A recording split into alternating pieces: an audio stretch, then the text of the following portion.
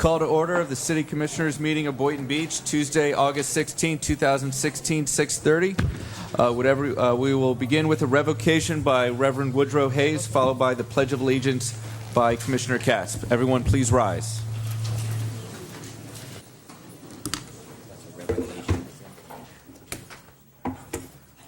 Let us pray. God our Father, we thank you for another beautiful sunny day in South Florida.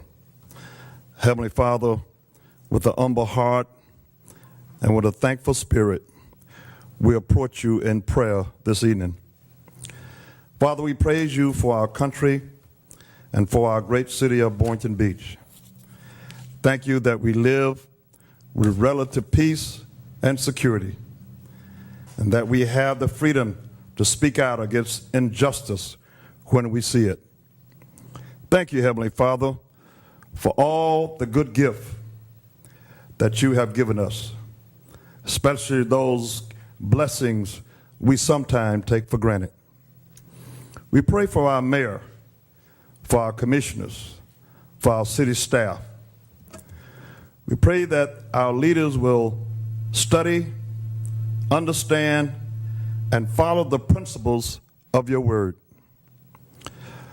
We pray that you would give us a city government that loves justice, honesty, and truth. We pray that you would give us politicians who have clarity, integrity, and passion for what is right. Give them great intelligence to solve problems. And please give them great strength of character to stay away from anything corrupt or sinful. Show our leaders, O Lord, what is required of them. Your word says, he has shown thee, O man, what is good and what doeth the Lord require of thee, but to do justly and to love mercy and to walk humbly with thy God. We say this prayer, trusting in your word, that says, if my people, which are called by my name, shall humble themselves and pray, and seek my face, and turn from their wicked ways, then I will hear from heaven, and will forgive their sins and heal the land. In your Savior's name, and for his sake, and for his glory we pray. Let every heart say, Amen. Pledge allegiance to the flag of the United States of America and to the republic for which it stands, one nation, under God, indivisible, with liberty and justice for all.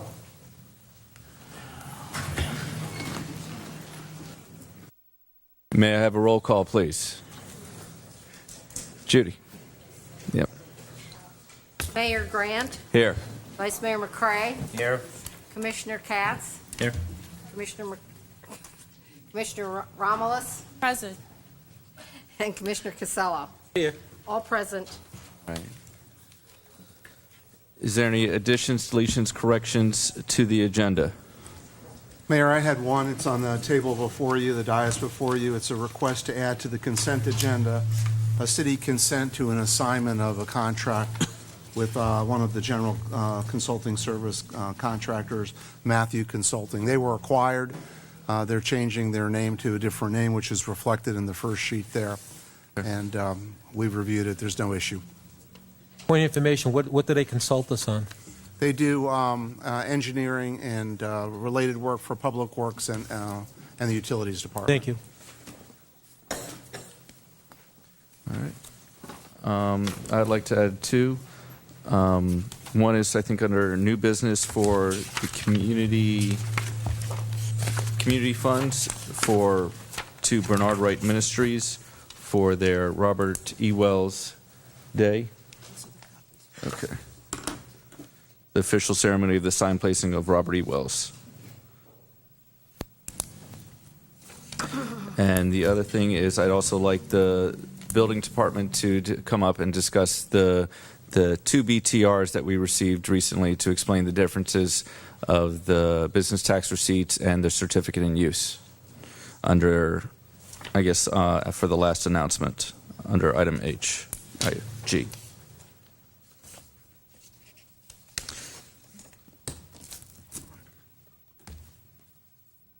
Okay. So put community support funds under new business item D, and the building department as under announcements as item G. Is there any other additions, deletions, or corrections to the agenda? May I have a motion to approve the So- agenda as amended? So moved. Second. All those in favor? Aye. Aye. All right. Informational items. Commissioner Katz, would you like to begin? School started up, so I am back at Park Vista High School, and it's a good night to be here because I got my principal, Reggie Myers, over there, and he's a great guy, and we got a student who saved somebody's life, so he's a great guy too, and I'm excited to see him get this recognition for what he's done. Vice Mayor McCray? Thank you, sir. I attended last week the ribbon cutting for the Lake Worth Christian School, the elementary part of it, and I think I was sitting along with you in 150 degrees out in that sun. You know, that's it. Hot.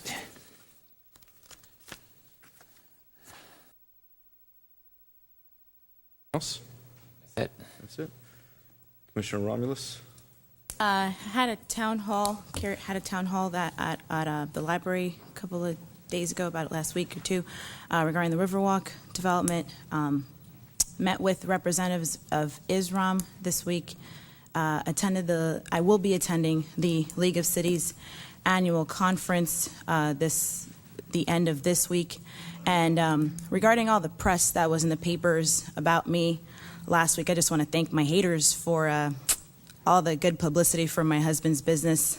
I appreciate it. So that's all I have for now. Thank you.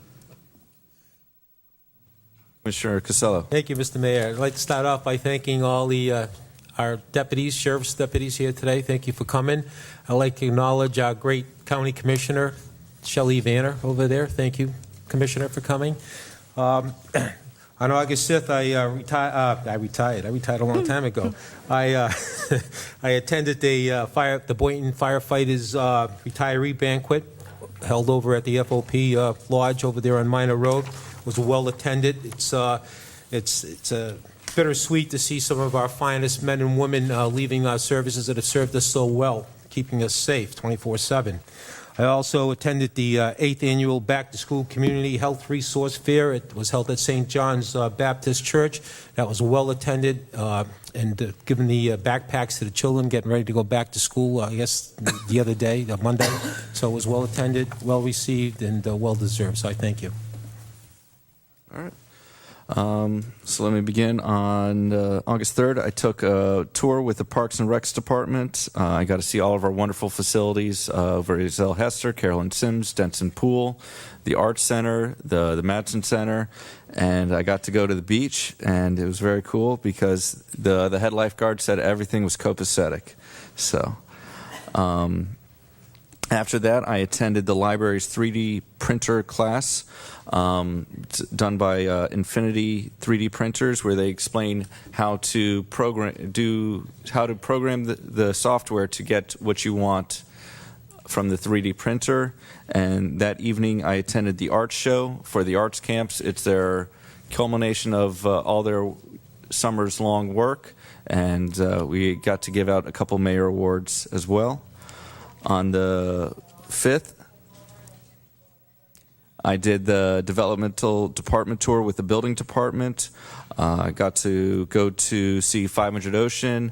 I saw all the areas of the land planning, and the business tax receipts department. And I'm really looking forward that we're moving forward with our business tax receipts to making sure that all businesses are regulated within the city.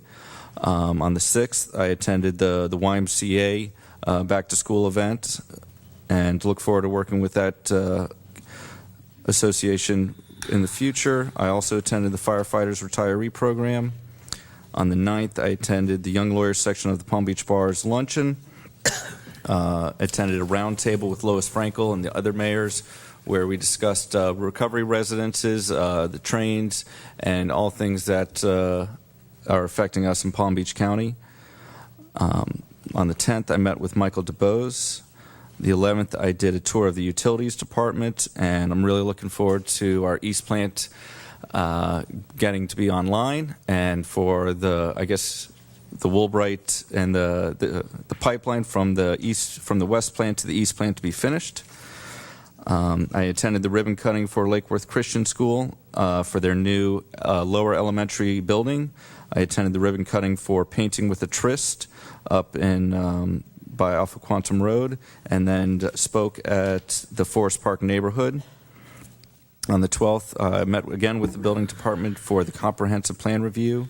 On the 13th, I attended St. John's annual back-to-school bash, which was extremely well attended. And the 14th, I attended the annual interfaith dinner from the American Muslim Alliance.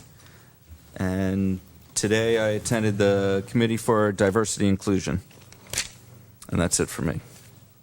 Mr. Mayor, before we proceed, Yes. I do have one informational item, and that is, since I attend the senior center here in our community, there's a questionnaire that is going around at the senior center, and they're upset about some individuals trying to name the name. They don't say that some people don't want to call it the senior center, but the individuals who attend, they said they're happy with the name. They are seniors, and they appreciate if everybody would just leave us alone and let us be called seniors. That's what they're saying. Okay.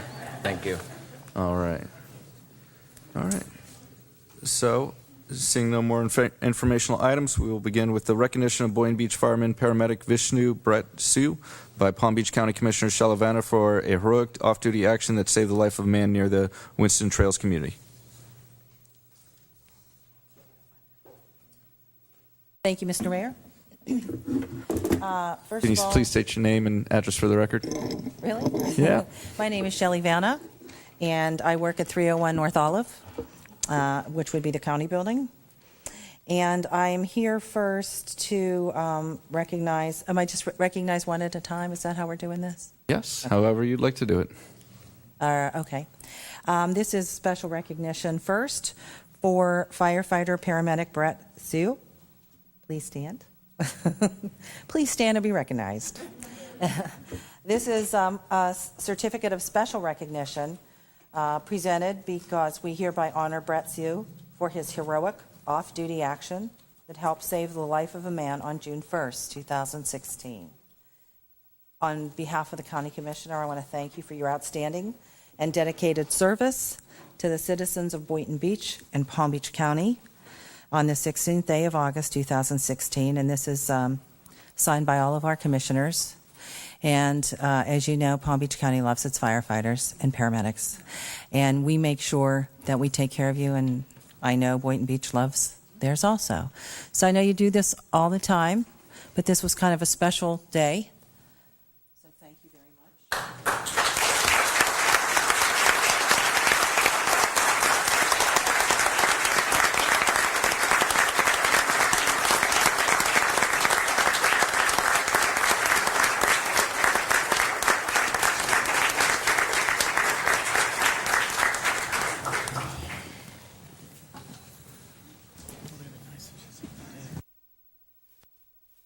And if I may, then I will, is that, Mr. Mayor? Yeah. Okay.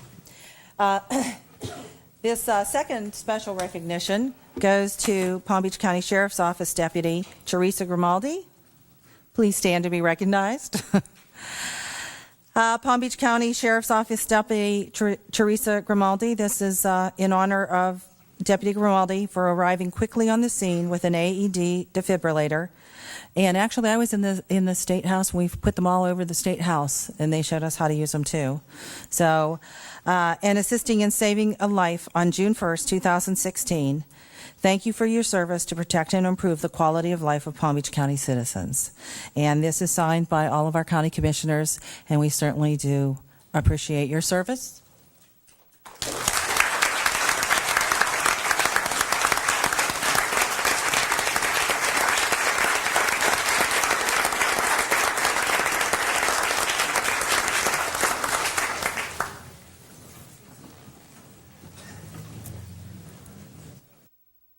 And You know, this just proves that it takes a village to be a village, to care about each other, and to have each other's backs. And this special recognition, since I was a teacher also at one point in my life, and I taught high school at Jupiter High and School of the Arts. So I know how amazing our kids are. So this is not a surprise to me, because I know we have tons and tons of amazing, amazing young people out there waiting to take over when we get too tired to do this anymore. And this is special recognition for Tyler Gray. Please stand, Tyler. Big hand for Tyler.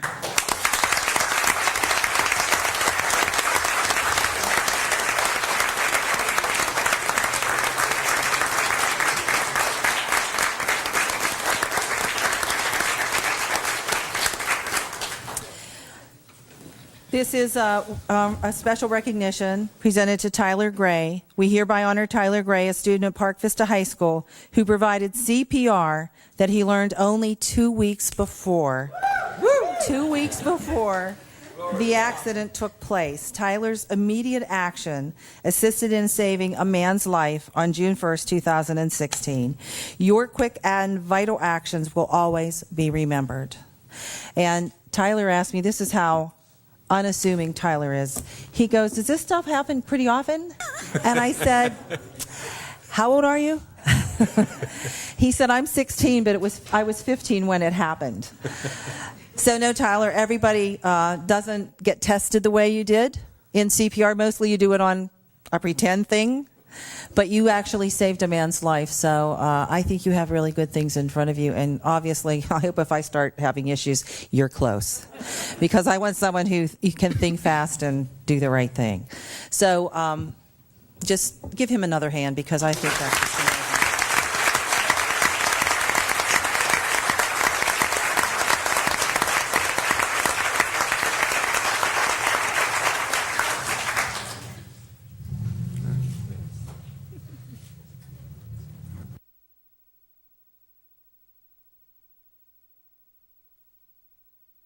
Next is proclamation as August 31st.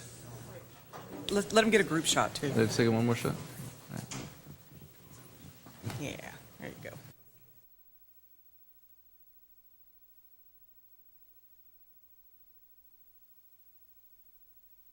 Absolutely. Thank you.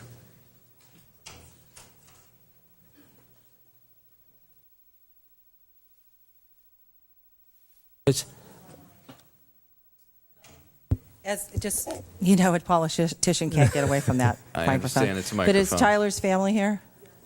I just want to say kudos. You know, you did good. And don't cry. I'm a crier too. You did good. And you should be very proud of your son. And our Palm Beach County should be very proud of parents like you. So thank you.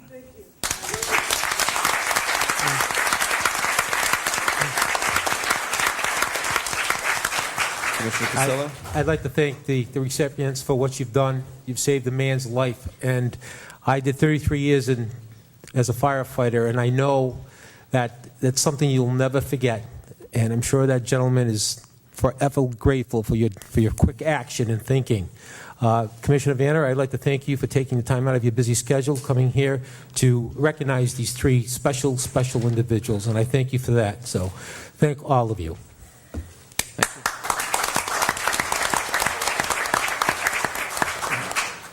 Next, would Sharon Burns Carter come down to accept the proclamation of August 31st, 2016 as National Overdose Awareness Day?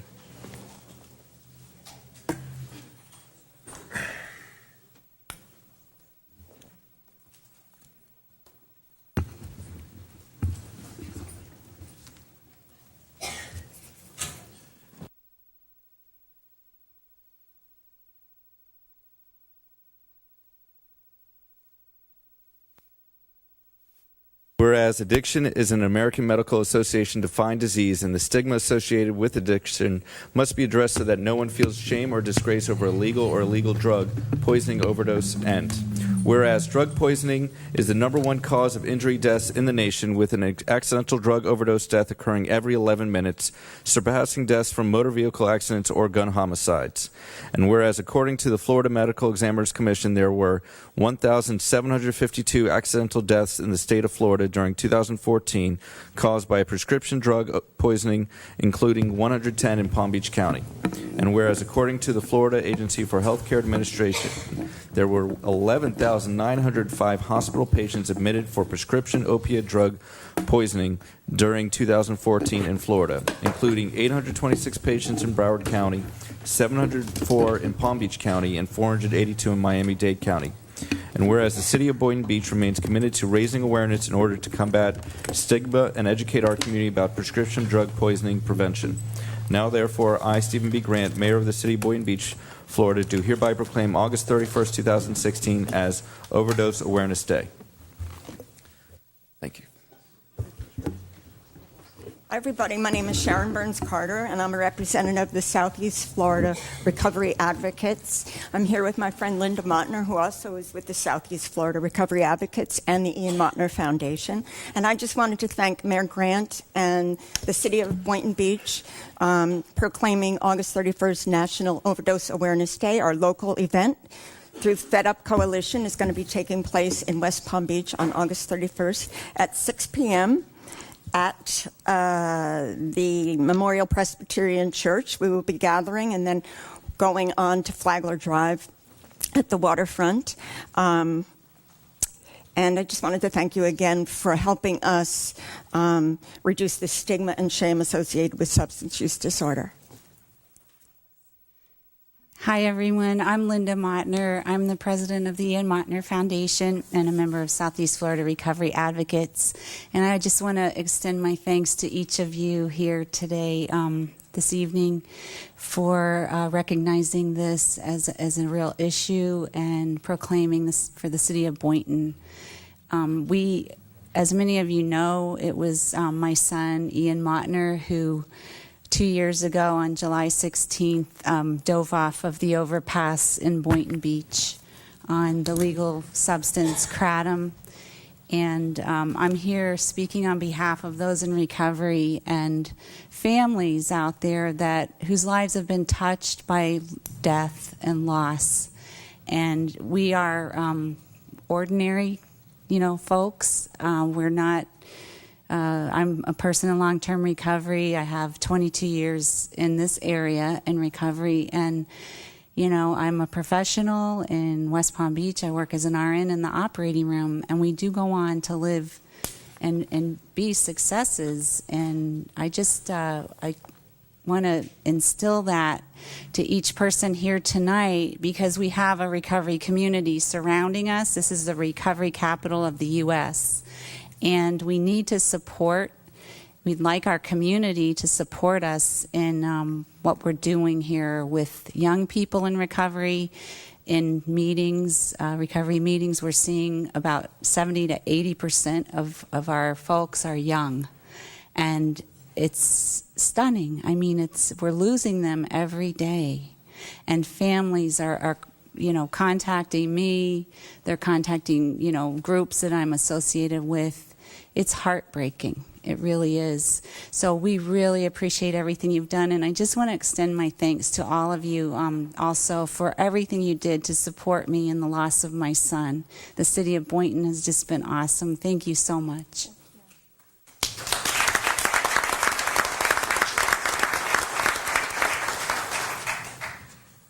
Now we'll have a presentation by golf course manager Ron Tapper about the links at Boynton Beach.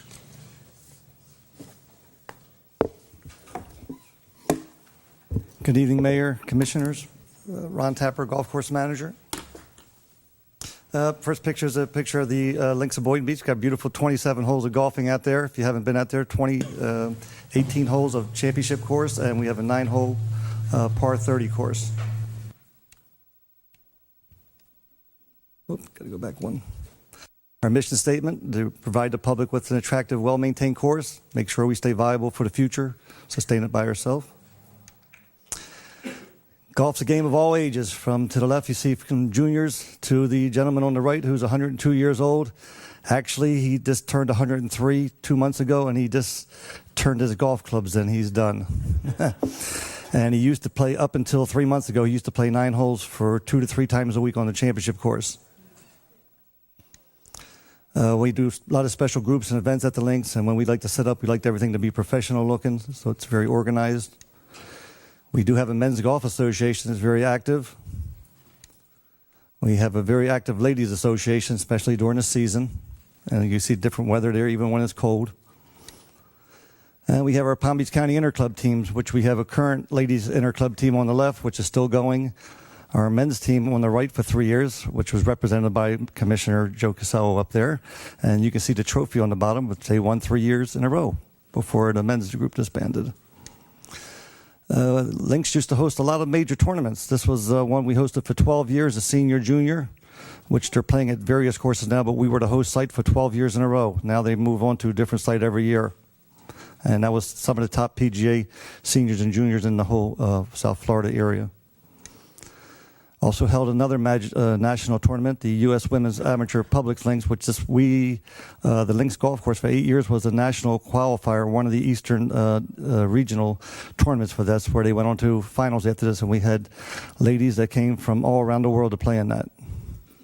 And I'm trying to remember, we had one girl that was 9 years old that competed in this.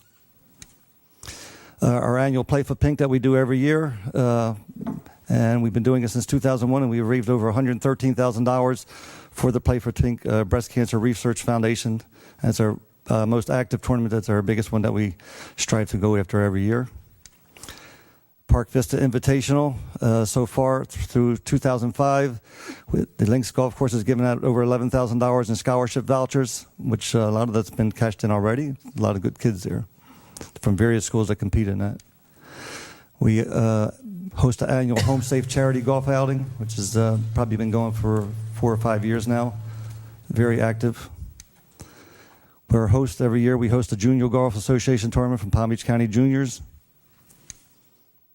One of our assistants, Rick Novak, with our own team that he comes out here, we have our own little Junior Links teams that we get outfits for, and they travel, a little traveling team.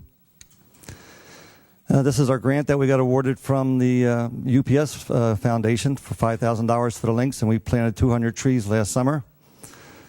Some of our dignitaries up there, Mr. McCrae was actually at the golf course.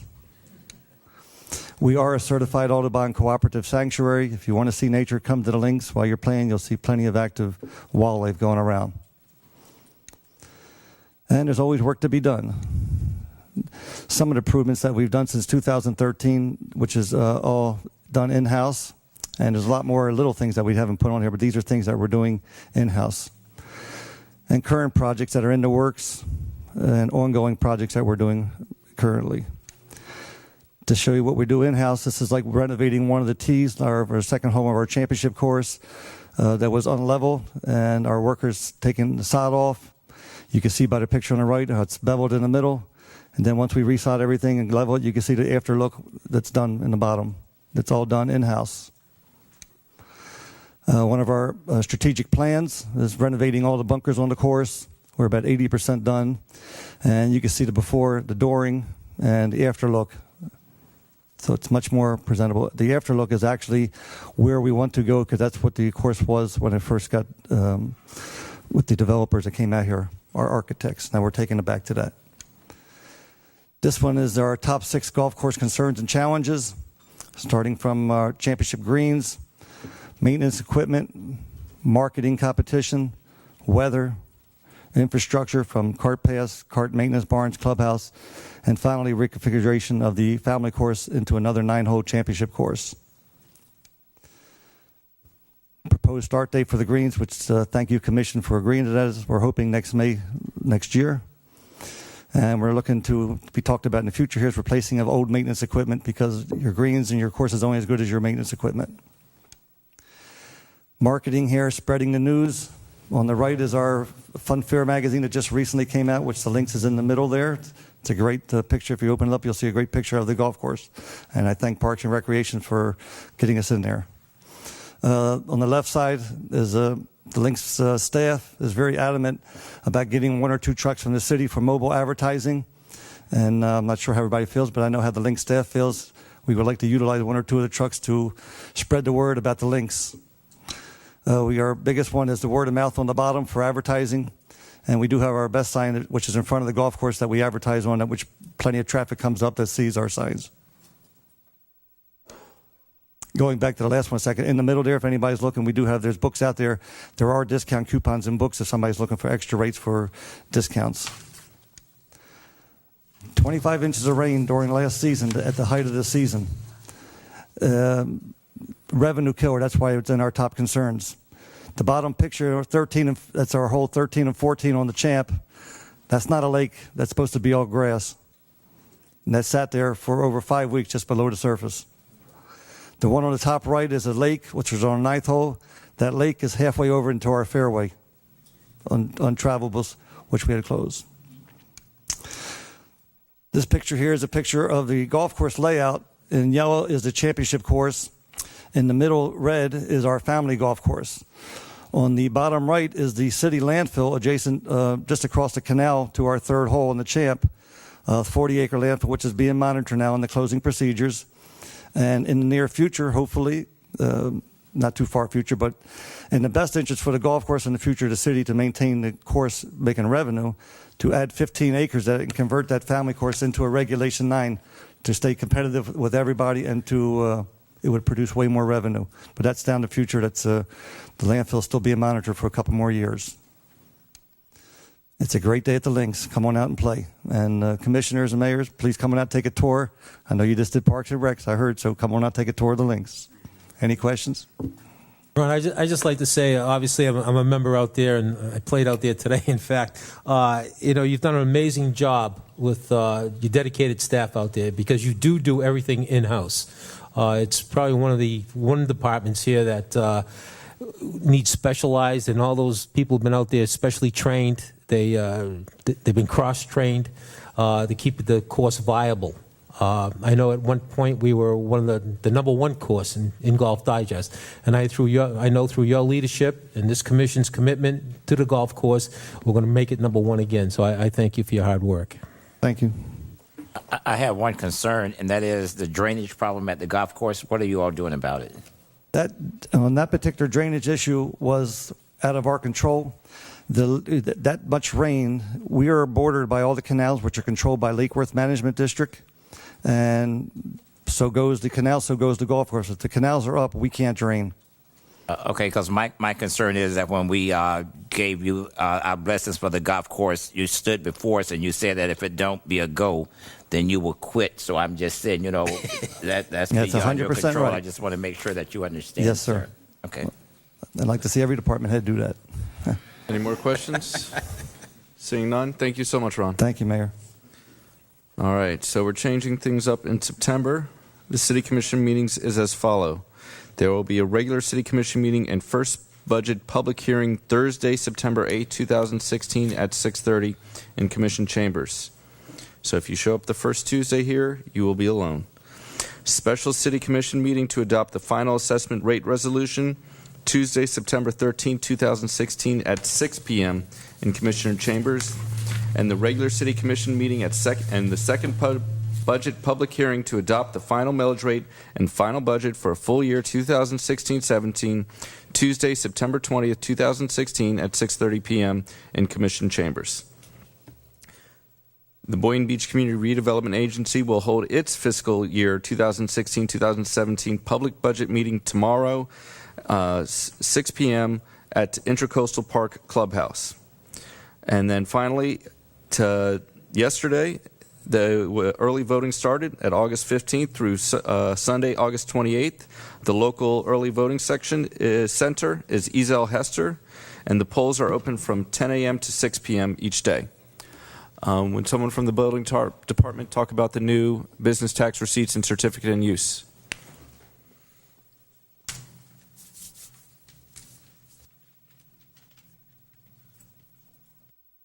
Good evening, Commission, Mayor. My name is Salika Brown. I'm the Business Development Specialist in the Development Department, and I'm going to attempt to give you a condensed version of the business tax receipt and certificate of use. processes as well as refer to the state statute and local ordinance. Certificate of Use and Occupancy, also known as CUO or COU, we use both acronyms interchangeably. It ensures that the business is allowed in the zoning district where it's located. It also verifies that the structure was built for the proposed type of business and that it's in compliance with the Florida Building Code. No work was performed without proper approvals, and life and safety standards apply. A certificate of use and occupancy is required prior to opening any business or renting any property within the city limits. A certificate of use and occupancy must also be obtained when an industrial or commercial building is erected, altered, or enlarged, or an existing business building goes through a change of use and or occupancy name or business type. The difference between a certificate of use and occupancy and a local business tax is just that. Business tax is a tax, and the certificate of use is an approval process, which certifies that the use is permitted in the location that the business is applying to operate. We have two different types of certificate of uses, one for residential properties, which would refer to rental properties only, at a fee of $25 annually. We also have a commercial property as well as a non-residential use, which is for commercial uses in a brick and mortar space, as well as home-based businesses. So it's tied to the use. This is an introduction letter, a sample of the introduction letter that we sent out to commercial property owners as well as religious organizations within the city limit in our attempt to phase out the implementation of the certificate of use and occupancy. And it basically gave an overview of what the certificate of use and occupancy was and how, what our goals were as far as the city is concerned, and partnering with the owners in the city and help them understand that we're working towards a shared common goal. Local business tax receipt. A lot of people are aware that it was formerly called occupational licenses. I'll explain in the future, in a short time, the difference of occupational licenses and business tax receipts and the reason why this name was changed. It's also permissible by the Local Business Tax Act as it relates to Chapter 205 of the Florida State Statute. And the local business tax are the fees that are associated with the privilege, in exchange for the privilege to do business within the city limits, which involves managing a business, profession, occupation within its jurisdiction. The receipt is just a document that proves that the business owner has applied for and obtained and paid the taxes related to the business tax.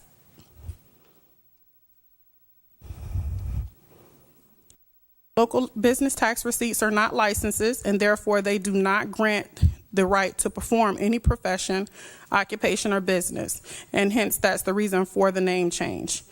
Occupational licenses gave the inkling that the business was allowed to operate, whereas the business tax receipt is just a receipt that you've paid your taxes in exchange for the opportunity to do business within the city. Local business tax receipts by most jurisdictions has a fee schedule that's broken up by classification, size, or both.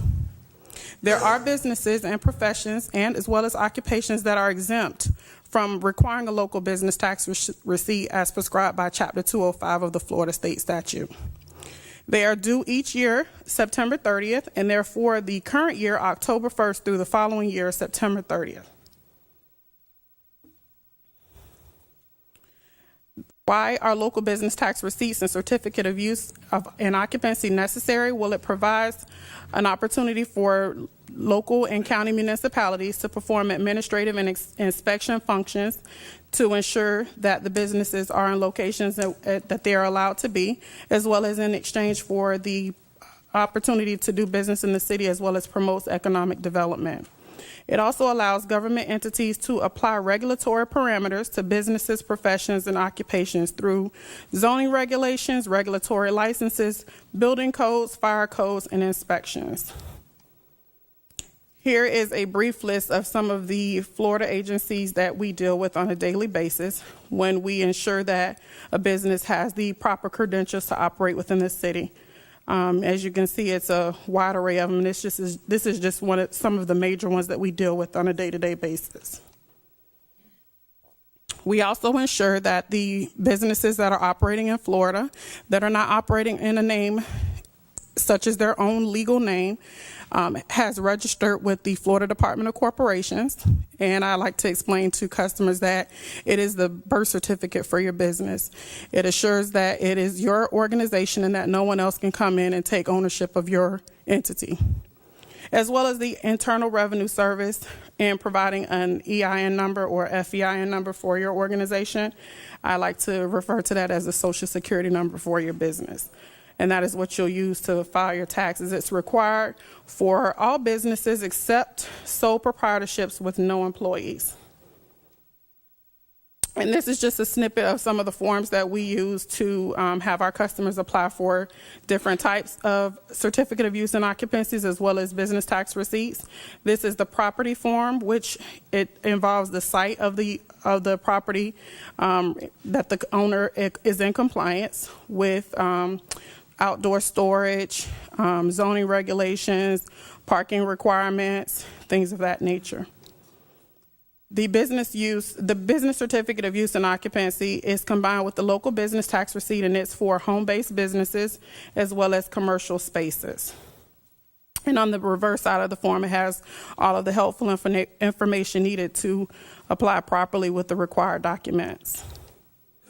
This is our rental form that is actually looking for a little bit different information as it relates to the property in question, the number of rooms, the number of occupants, and we use this information to refer to our code compliance department prior to inspection. And I'm done. Any questions? I have. Commissioner Casella? Yeah, thank you, Mr. Mayor.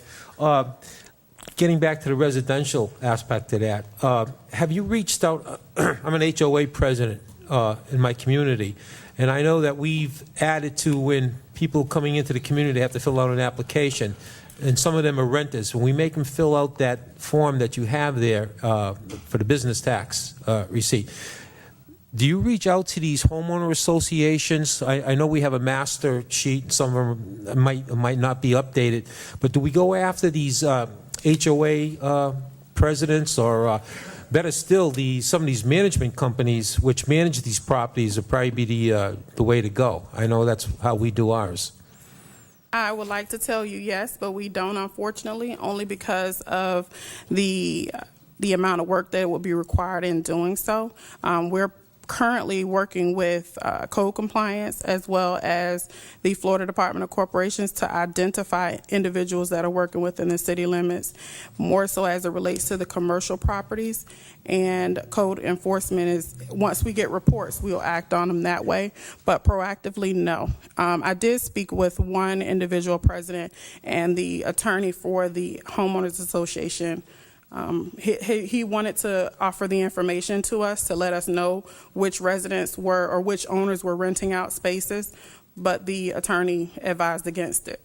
Well, I turn ours in every year. I think it's a good thing. I think it's a position that we could create in the department just for that sole purpose. I know I have only 150 homes in my community, but 17 of them are rentals. I can honestly say that is something that's on our radar, and it's ultimately a goal for our department. But with 9,414 licenses as we speak today and 2 individuals in the department, it's almost impossible. Thank you. Thank you so much, Talika, for that information. I got 2 business tax receipts. That one of them is, I guess we're going to work on the invoices for next year, so it's a little bit clearer. All right, thank you.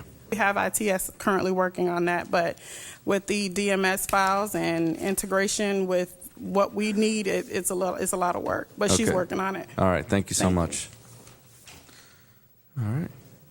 Moving on to public audience. Individual speakers will be limited to 3-minute presentations.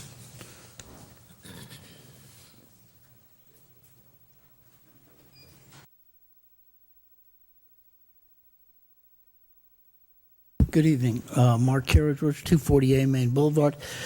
I have a couple of thank yous, and first one, we have an an employee that retired from fire rescue, Rainey DeMarco.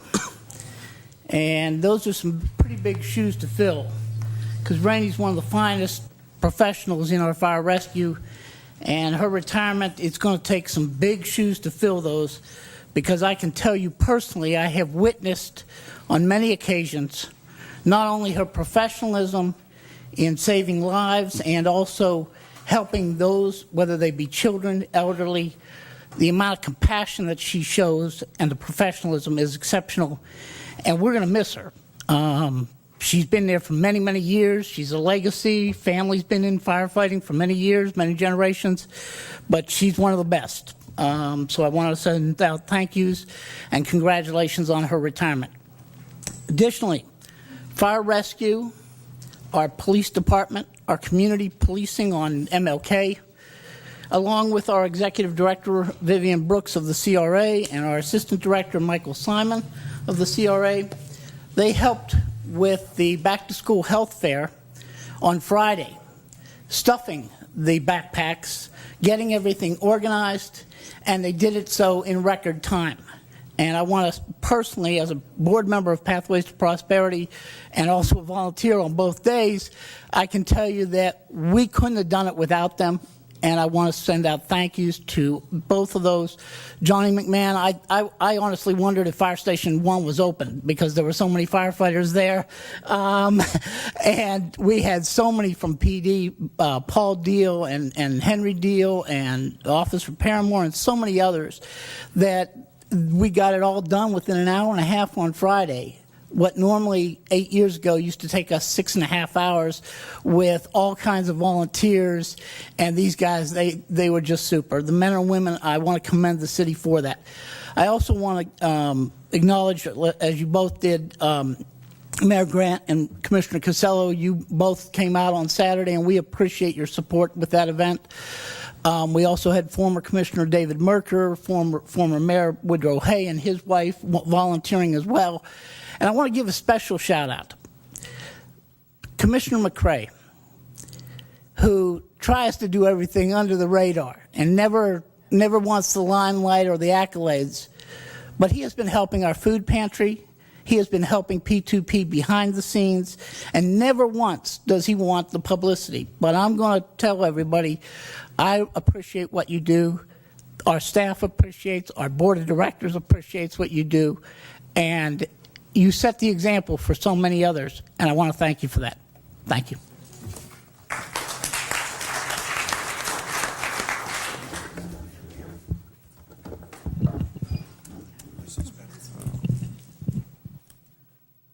My name is Mark Bonacani, 60 Edgewater Drive in Coral Gables, Miami.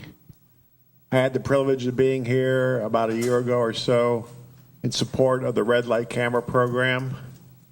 And I'm here again because of all the things that I've been involved with the red light camera.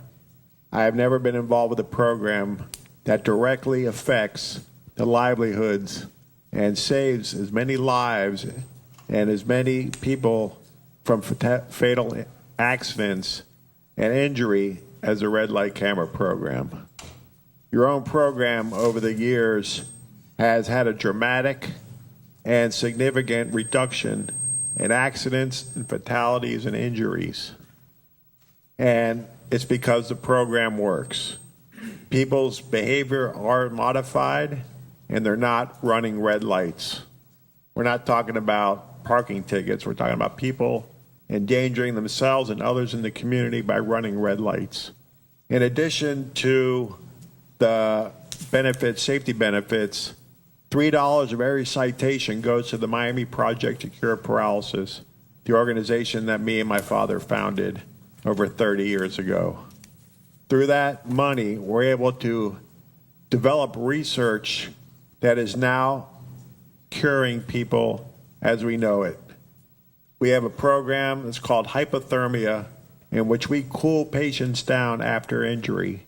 And because of the money from the red light camera, 50% of all the injuries are now incomplete. And above those injuries, 25% of them are walking out of the hospital because of that money.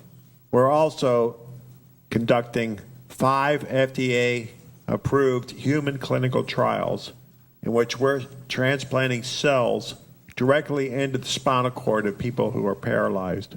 We've already transplanted over 6 people, and one of them is now walking again. And it's because of the money from the Red Light Camera and all the other supporters of the Miami Project.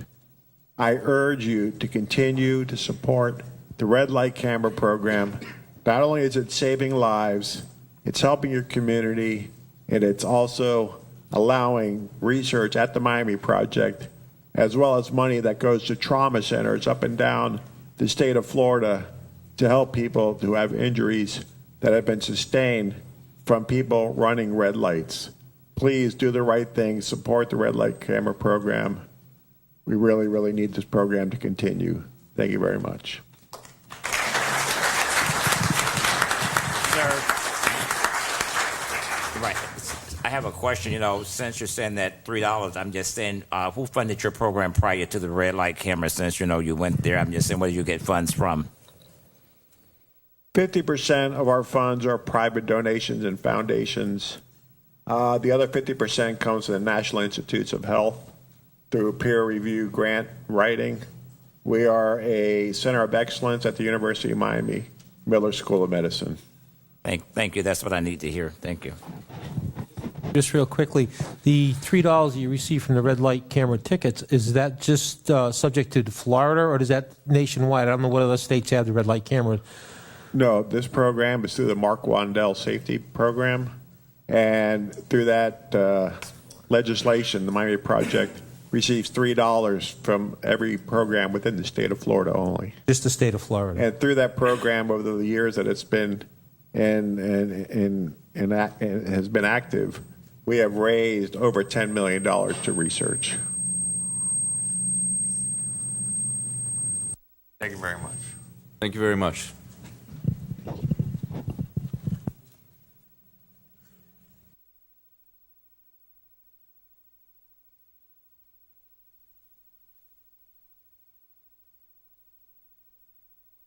Good evening, everyone.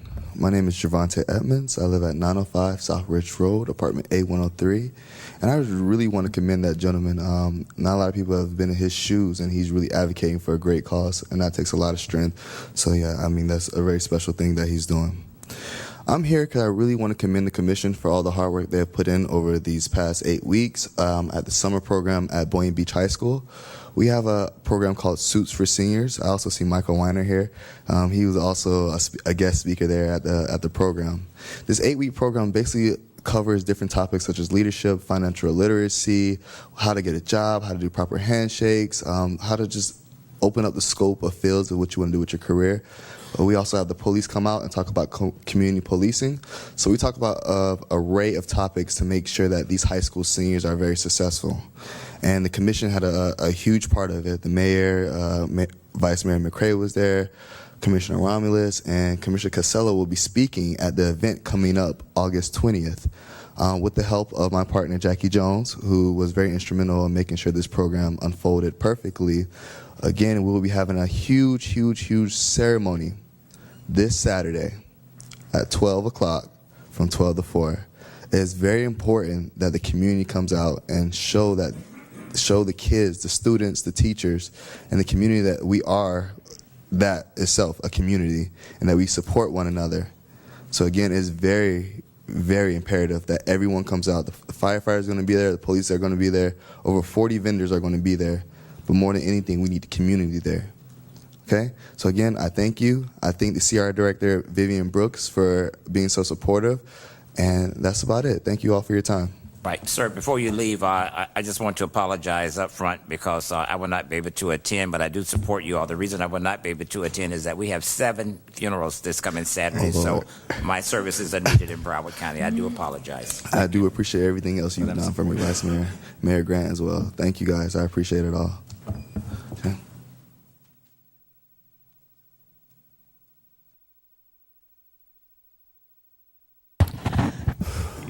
Lulu DeCamera, 836 East Drive.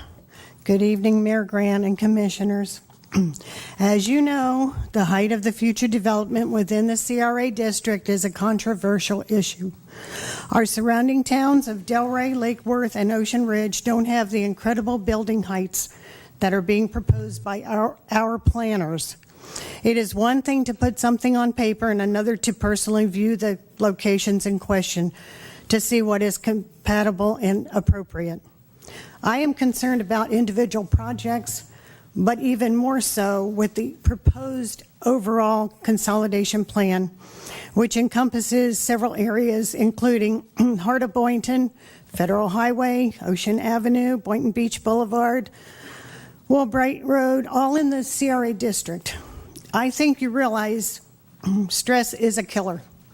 Traffic congestion is going to be a major problem. How many of us has sat at a traffic light and once the light turns green, if we haven't moved in a nanosecond, we have horns blaring at us? I have heard the city needs more shade trees as opposed to palm trees. We're in the tropics. Palm trees are part of our climate. The proposed taller buildings will block out the sun, alter our trade winds, which keep us cooler, and prevent many from viewing our beautiful sunrises, sunsets, and cloud formations. I believe the city pays the police officers and the firefighters. From what I understand, much of the tax dollars generated in the CRA district stay in the CRA and do not go into the city coffers. You have the means and authority to check that out. It's no surprise to me that the city has a money shortage. The CRA has a history of buying land high and selling it low or giving it away. Thank you.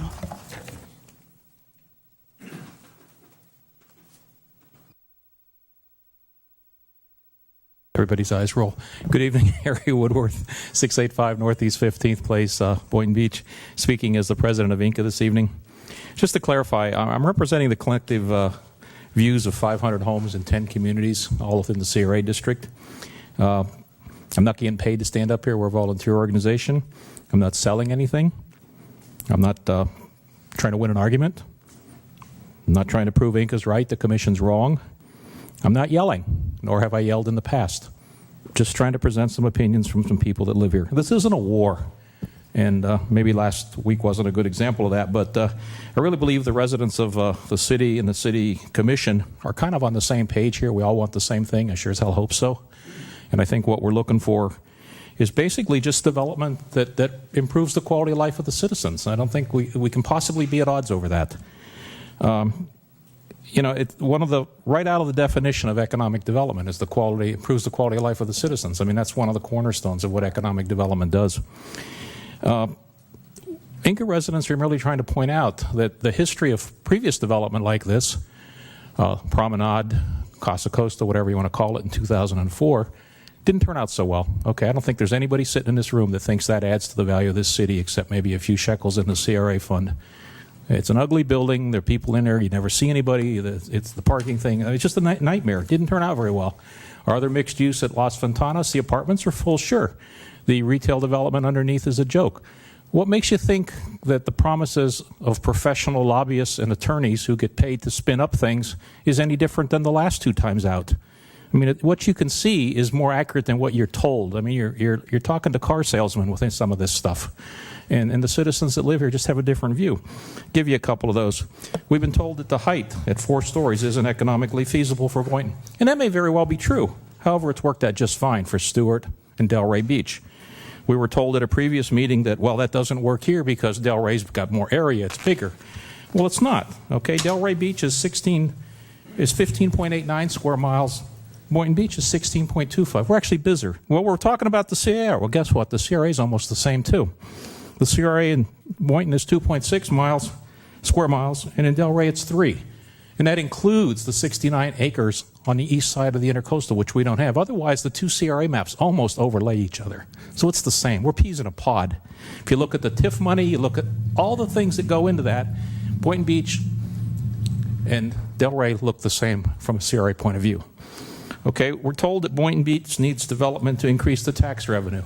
Absolutely, positively, totally agree. There couldn't possibly be anybody in the room that disagrees with that. But, you know, it's a struggling budget. We get that. but it's struggling because of an unsustainable pension fund, not anything. 30 seconds to wrap it up, Okay, now please. we'll wrap it up. All that aside, I think our pension fund's solvable. I'm not trying to be nasty about that.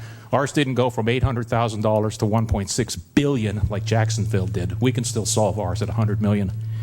But more significant than all of that is we have waterfront, we have oceanfront, we have access, we have buildable land. That's a really scarce commodity in Palm Beach County. It's even more scarce in cities that can build on it. We have buildable land here. Why wouldn't we go for the best possible use of that land instead of just settling for yet another big concrete thing? Thank you.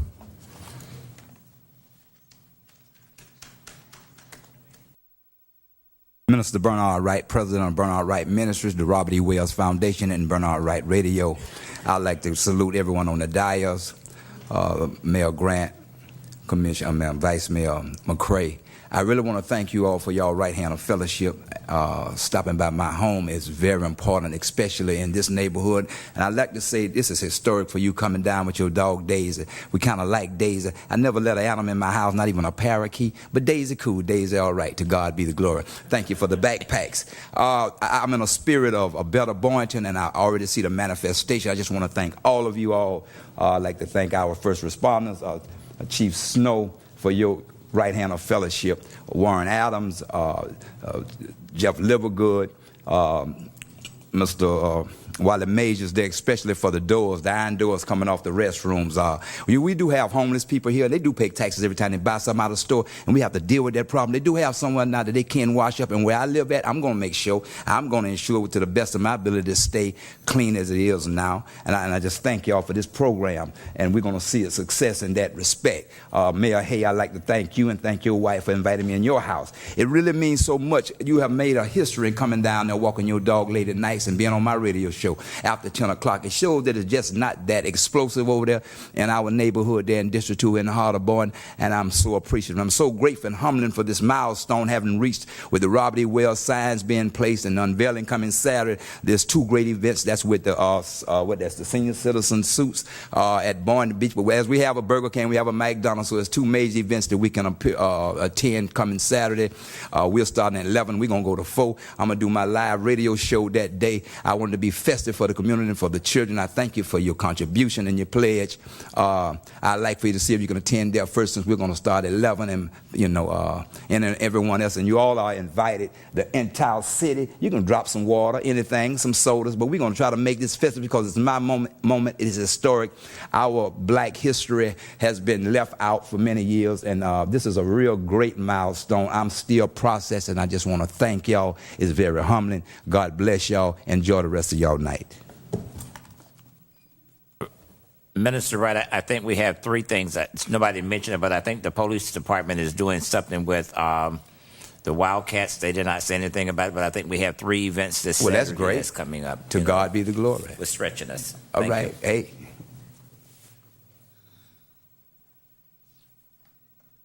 Hello, Susan Oyer, 140 Southeast 27th Way. No, I'm not here to talk to you about Heights tonight because you already know how I feel. I wanted to say thank you to the mayor and to Judith Pyle for going ahead and updating all of our mayors on the wall. They finally have been updated. I know I've been busting Mayor Grant's chops over this ever since he got elected. Thank you for updating and getting all the black ribbons on all of our mayors who are deceased, and for getting all of the mayors updated with the pictures. I think that shows a lot of pride in our city, and I think that's wonderful. In speaking with the clerk, she told me that we still don't know anything about Vincent Gallo Sr. and Betty Risco. So if anyone out there knows anything, if they're still alive, if they've passed and we need to put black ribbons on, please let the clerk's office know so we can get that updated and finally complete this project. And thank you very much.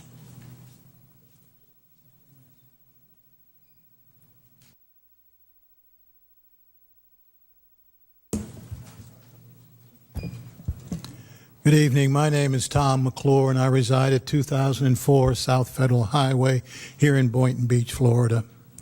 I rise tonight as the president of the Boynton Coalition for Responsible Development to thank the 150-plus concerned individuals who came out last week during the CRA meeting to share their voices as it pertains to responsible development here in our beautiful city.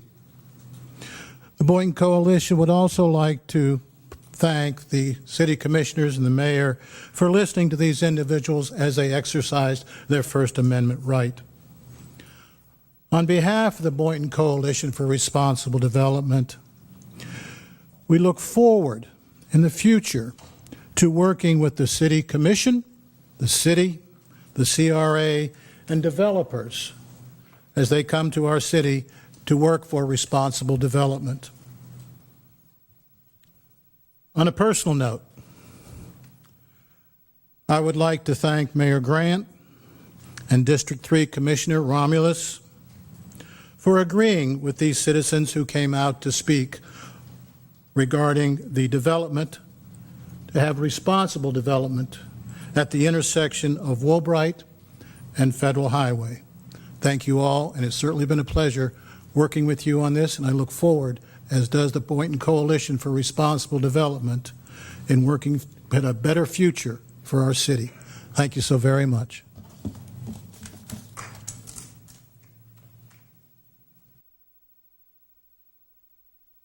Jerry Beatrice, 225 Southwest First Ave.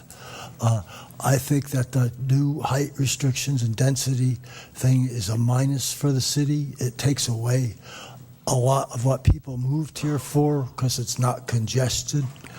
And also, I don't know if anybody was out Thursday night trying to get down up Seacrest. It was bumper to bumper from Boynton Beach Boulevard to Woolbright from an accident on 95. To put that many more cars and vehicles on the road is pretty, it just doesn't make sense. And I hope you vote against the height limits and the density. Thank you.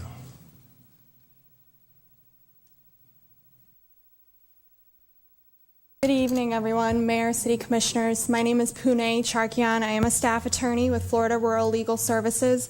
Our address is 2051 Martin Luther King Jr. Boulevard, Suite 101, Riviera Beach, Florida, 33404. I'm here today on behalf of one of my clients who is a Boynton Beach resident. I'm specifically here to put the Commission on notice of a potentially flawed system with Boynton Beach Code Enforcement Department. Specifically, the problem is so obvious with my client, I'm concerned that there may be an ongoing problem. I'd like the Code Enforcement Office investigated specifically how they do business and whether personal relationships are allowing potential abuses of power. It appears that homes may be posted or placarded prior to investigations being done or notices of violations sent out. My client asked me to be here today on her behalf because she could not be, and I'd like to bring this to your attention. Okay, thank you.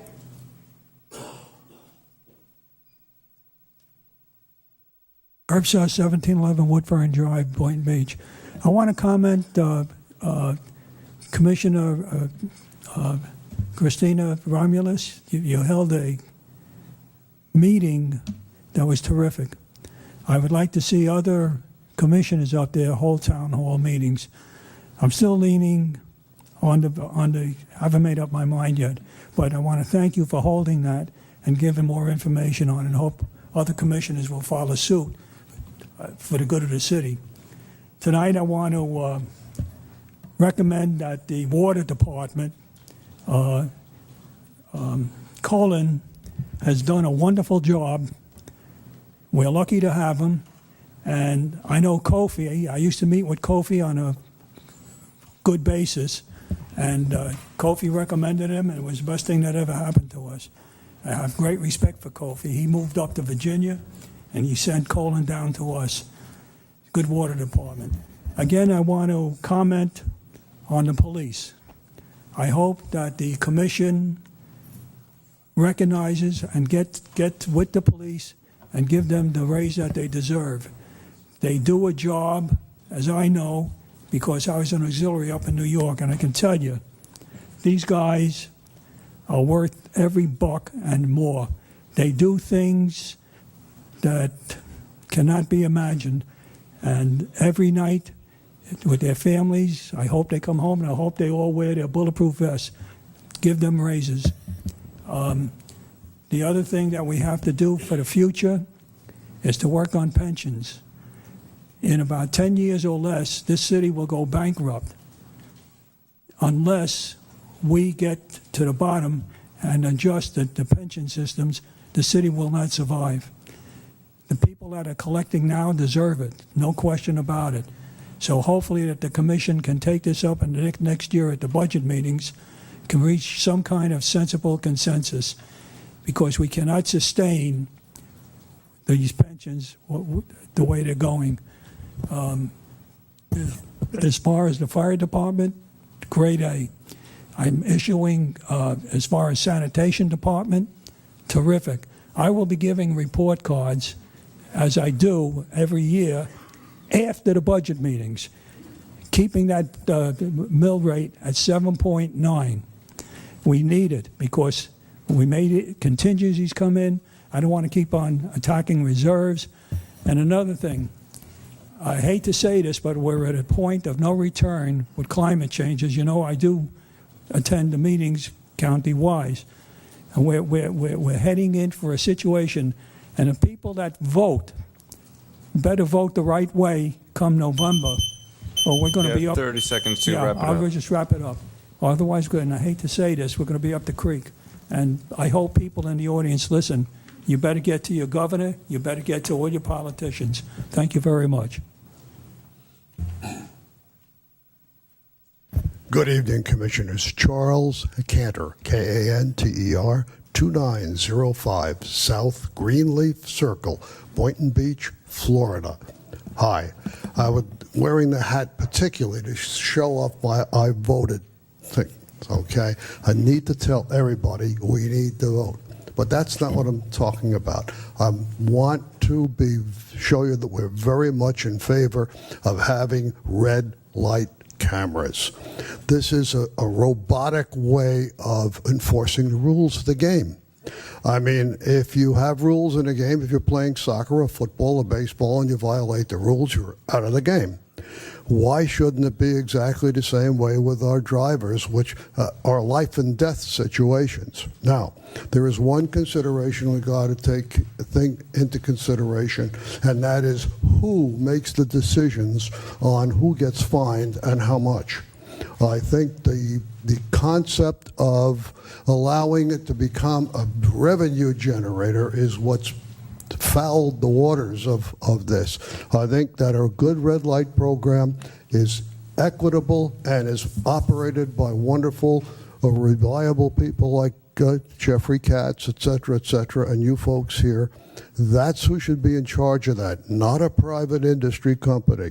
The records of private industry doing things that government should do for themselves has not been particularly great.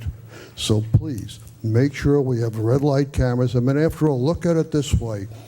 The purpose of the red light cameras is to eventually not make any money from it.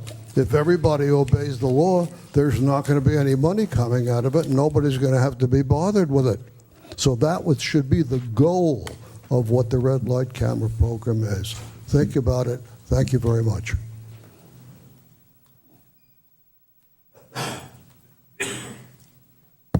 Good evening, everyone. Mr. Mayor, Commissioners. I might need some help. I'm new at this, but Your name? my name is Ferrazzoli, Maria Ferrazzoli and Son, marble granite tile, right down the block. I've been paying property taxes. I've been paying residential taxes, business tax for 38 years, and this is my first time up here. Now, something needs to be done. Everybody's overlooking the small section of Railroad Avenue coming up 2-3 blocks, and it looks like a garbage town. Now, you drive by there now and you will see pallets. They brought out buildings and they rest them next to the street. Tires that they give licenses to these guys that are supposed to be mechanics, and they fix cars in the middle of the road. It's very simple to see. You drive and you'll see there is oil spots on the street because they open the hood and they're fixing the cars right there. Now, I have a business there that I would like somebody to take a look at and see the way I operate. We have a beautiful building, we have landscaping, we have warehouses, we keep pretty good. But now I get customers don't want to come there no more because they have cars double parked, people working on cars, and all of a sudden they step into the street. I mean, it's got to stop. It can't go that way. Signs must be put up. No dumping, no parking. I had a sign on my property that said, no parking anytime. You know what it says now? No dogs allowed on the beach. And if anybody wants to see it, go there and you will see it. They've changed it. So, I mean, it's got to stop. It just can't go that way. I mean, I have customers that just refuse to come. And 38 years, it's been a long time. And I think, you know, we deserve something. And if anybody looks at it, they will see what I'm talking. Now, years ago, we had water problem, which was fine. Drainage, well, the city did a beautiful job. They put in drains and so forth. That was great. But now they're just neglecting. So what's going to happen? This was my last stop. I've tried to call code enforcement, the police department, which can't do nothing about it. I mean, I've tried to call everyone, and I never got anywhere. I put a little sign on Boynton Beach Blvd to say Ferrazole. They picked me up in 3 days. I got a call from Mr. Livergood and said, hey, you can't have that sign there. But these guys operate in the middle of the road, which is fine, you know. That's about it. So I would like to see something being done about it. I mean, my son is going to take over. I hope he's there another 38 years, you know. Barzoli, what's the address? 419 Northeast 4th Avenue. And you have 409 is one business that, like I said, they operate in the middle of the road. You have 410 Northeast 3rd Street, the same thing, okay? You have National Transmission. Today, you had a bus cross the road, okay? And my customers had to go all around and came in as a marriage. This is disgusting as well. As I'll be moving out here, I guess that's all I could do.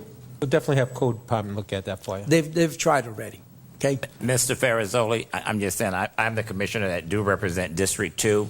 First of all, when they put that railroad thing up there, that dividing the road, I'm just saying, I was on Boynton Beach Boulevard today, and I was headed down right by where they have the funeral home. They got a sign saying about, and the tree is blocking that. I don't know why anybody else can't see it except you and I. I'm just saying, code do need to step up the pace over there. It needs to be looked at. I'm just saying, because you're not the only somebody who has complaining about your business over there. Yeah, you all feel like you all stepchildren because you all are being neglected, and I do hope the city will pay some attention and start doing what you need to do to give the business owners here in this city that represent District 2 some more genuine care and courtesy. Thank you. I was happy to hear the mayor made all these trips. I wish he would have made one on that spot. All right, Mr. Frizzoli, I will make that trip, and I will bring Daisy by. So. Thank you. All right. Change the signs. No dogs allowed All on. right. Seeing no more comments, moving on to administrative.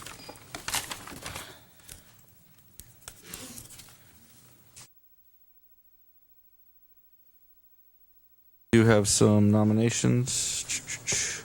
I'd like to begin with the Education and Youth Advisory Board. I spoke with Dariana Rodriguez. She's a student, a local student. I don't know if she's here tonight, but her friend's also on the board, and so I'd like to nominate her as a student on the Education and Youth Advisory Board. Second. All those in favor? Aye. Aye. All right. Moving on. I got one. Yep.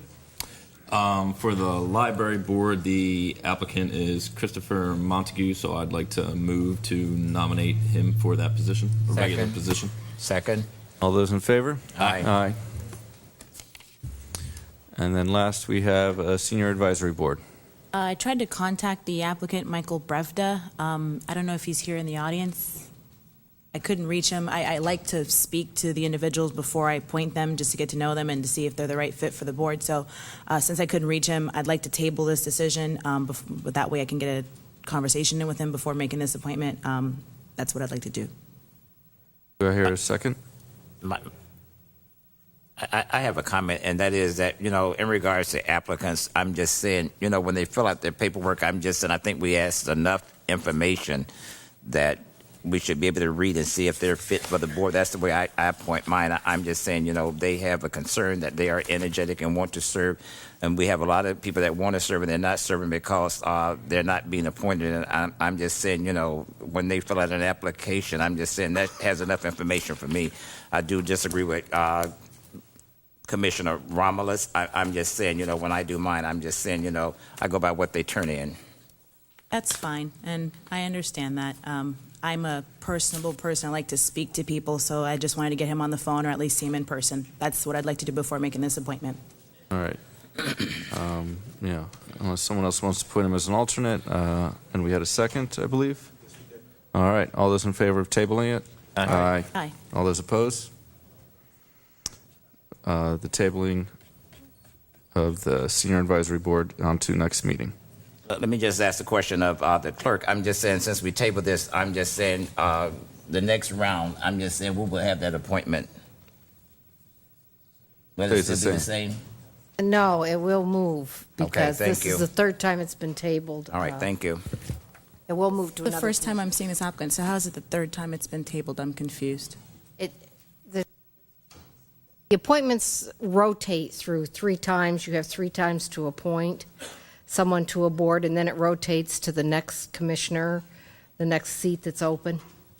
And it appears from the list, I don't have the whole rotation with me, but it appears from the list that this is the third time that you've had that opening. We haven't had applicants. That's probably why you haven't noticed it.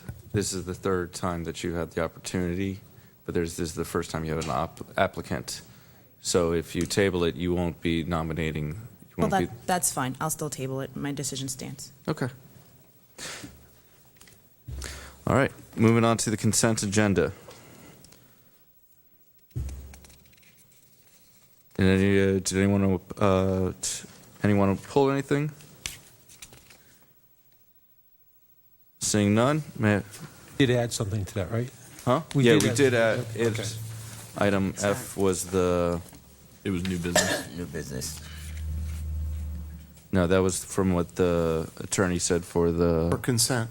For consent. Can you read it one more time? Yes, it's a resolution of the city to approve and authorize the mayor to sign a consent to assignment between the city and Matthews Consulting and Baxter and Woodman, Inc. There was an assignment requested after Baxter and Woodman acquired Matthews Consulting. May I have Clarify, nothing's changed, no services have changed, it's just the name of the company that has changed, or the managing person, partner that has changed? There's other people involved in it, but it only adds to the depth of that company rather than subtracts from it. Had it been a situation where one company was merged into another and staff did not feel that they could perform the service, we wouldn't bring the consent to you in this manner. So the motion would be to accept the consent agenda as amended? Yes. So moved. Second. All those in favor? Aye. Moving on to bids and purchases. 7A.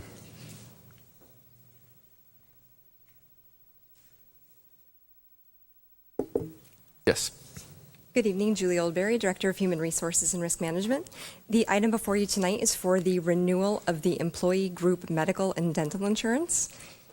And just by way of information, our medical insurance initially had a 2.9% increase in the renewal, but our great benefit consultants, the Gehring Group, were able to negotiate that to a 0%, so we will not see an increase in medical insurance. The dental insurance had come in initially at a 20% increase. However, again, the Gehring Group was able to negotiate that down to a 10% increase. If you have any specific questions, I'd be happy to answer those for you. Anyone from the commission? Really, is this the first time that there's been like zero increase in the insurance? That's Since I've been here, which is 5 years, it's the first time it's been a zero increase without any changes to plan design. So yes. Thank you. Make a motion to approve? Oh, you have a question? Yep. No, I don't have a question. Do I hear a second? All those in favor? Aye. Thank you very much. Moving on to item 7B.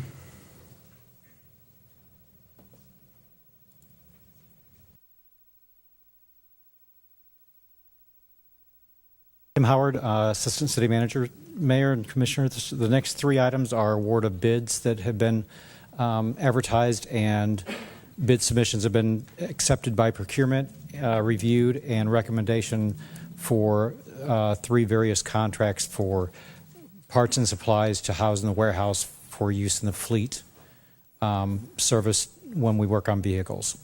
And they're individual ones based on the type of parts and supplies there are. I have my question answered today. I'd like to offer a motion to approve. Take them collectively? What? Yeah, I think we have to go by one. So, all right, this is item 7B. Do I have a second? Second. All those in favor? Aye.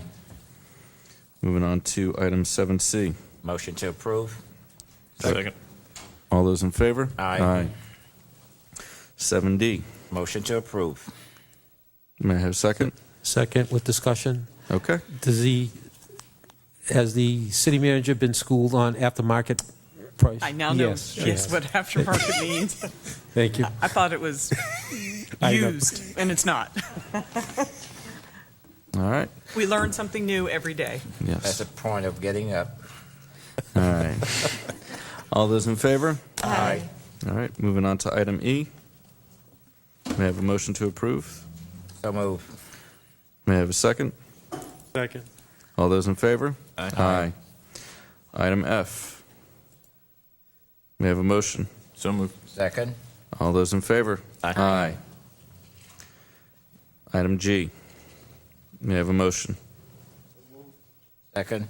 All those in favor? Aye. All right.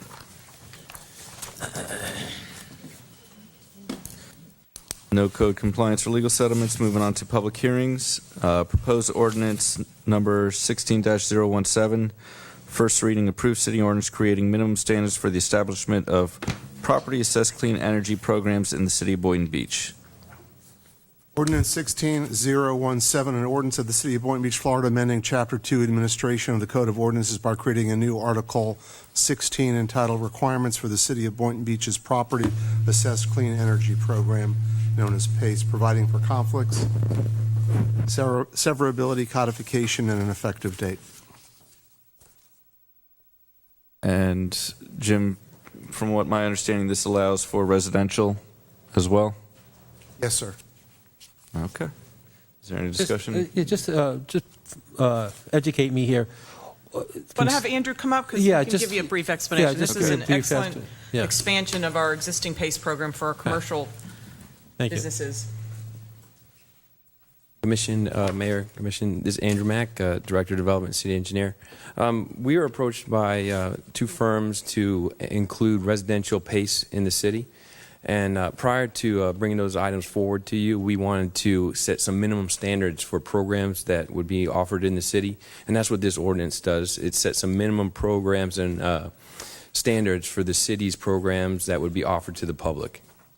So, and I'm not sure if you know what PACE is. It's property assessed clean energy. Right. It's a non-ad valorem way to add the improvements onto a property so that they can be done.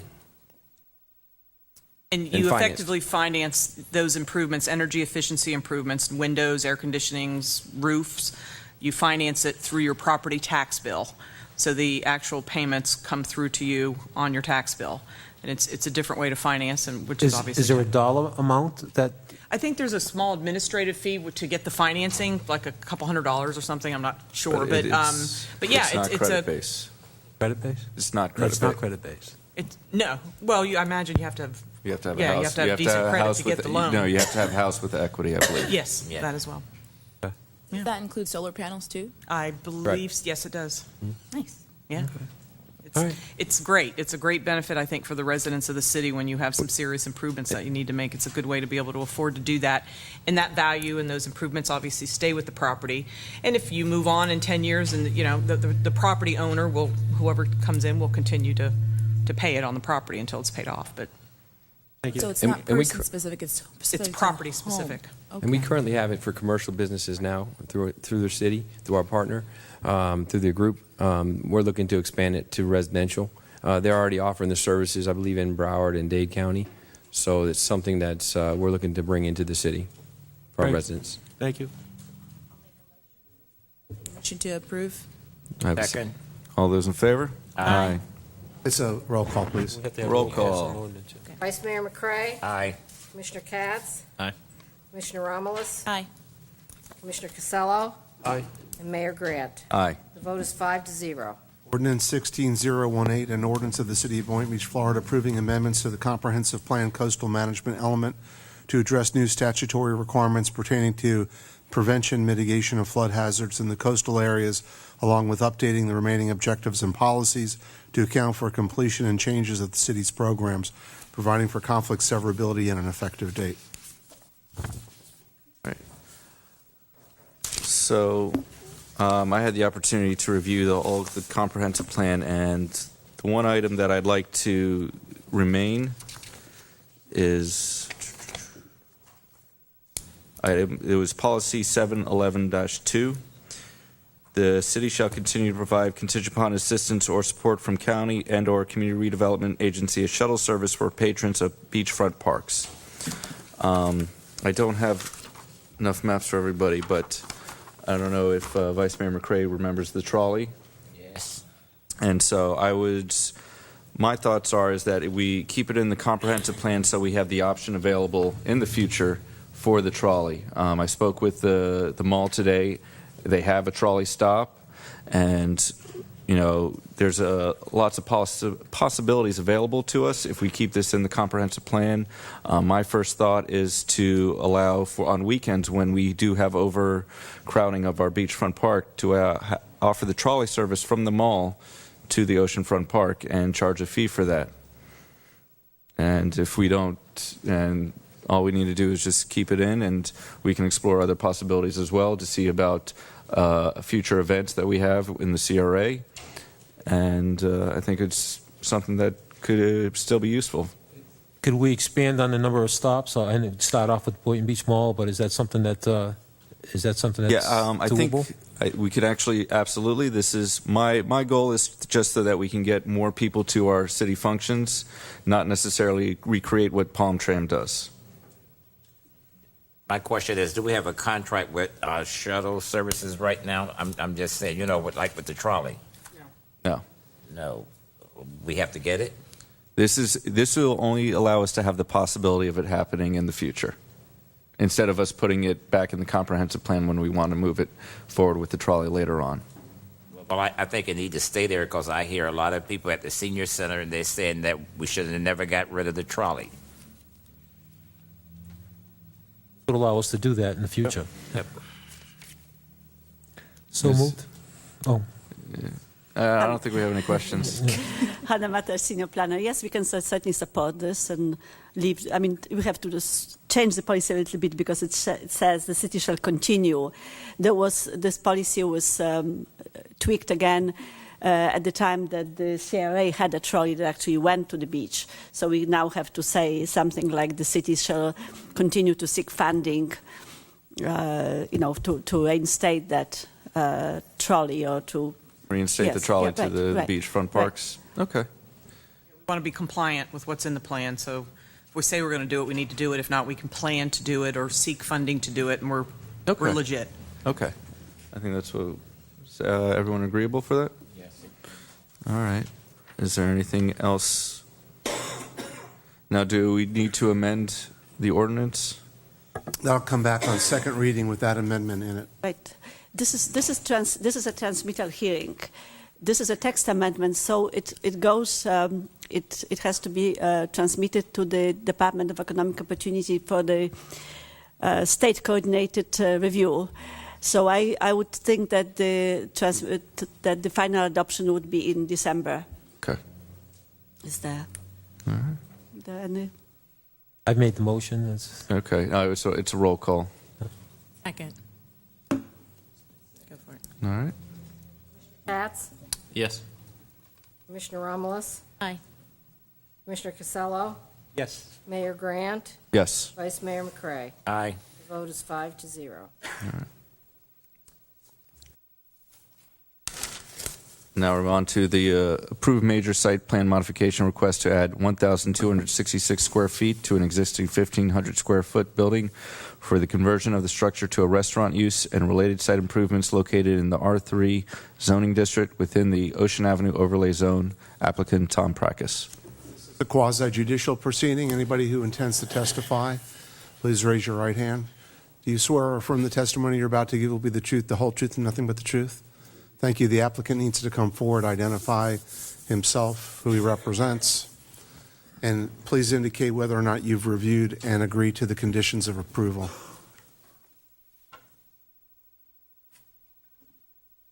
James Williams, AW Architects, 7700 Congress Avenue, Boca Raton, Florida, representing Mr. Prakis. And yes, we have agreed to the conditions. I believe at the last meeting there was one item that was still under review that was moved forward, and correct me if I'm wrong, I'm talking about the wall at the perimeter. If that's still a condition, we still need to talk about just that, but thanks, Ed. Help me out. The Planning and Development Board, Ed Brees, Principal Planner, the Planning and Development Board did eliminate the staff comment requiring the wall, and that is what you have in front of you tonight, the conditions of approval without the wall. Staff still supports the wall, but the recommendation of the board was to remove the wall. Just for clarity, that's condition number 13. Thank you.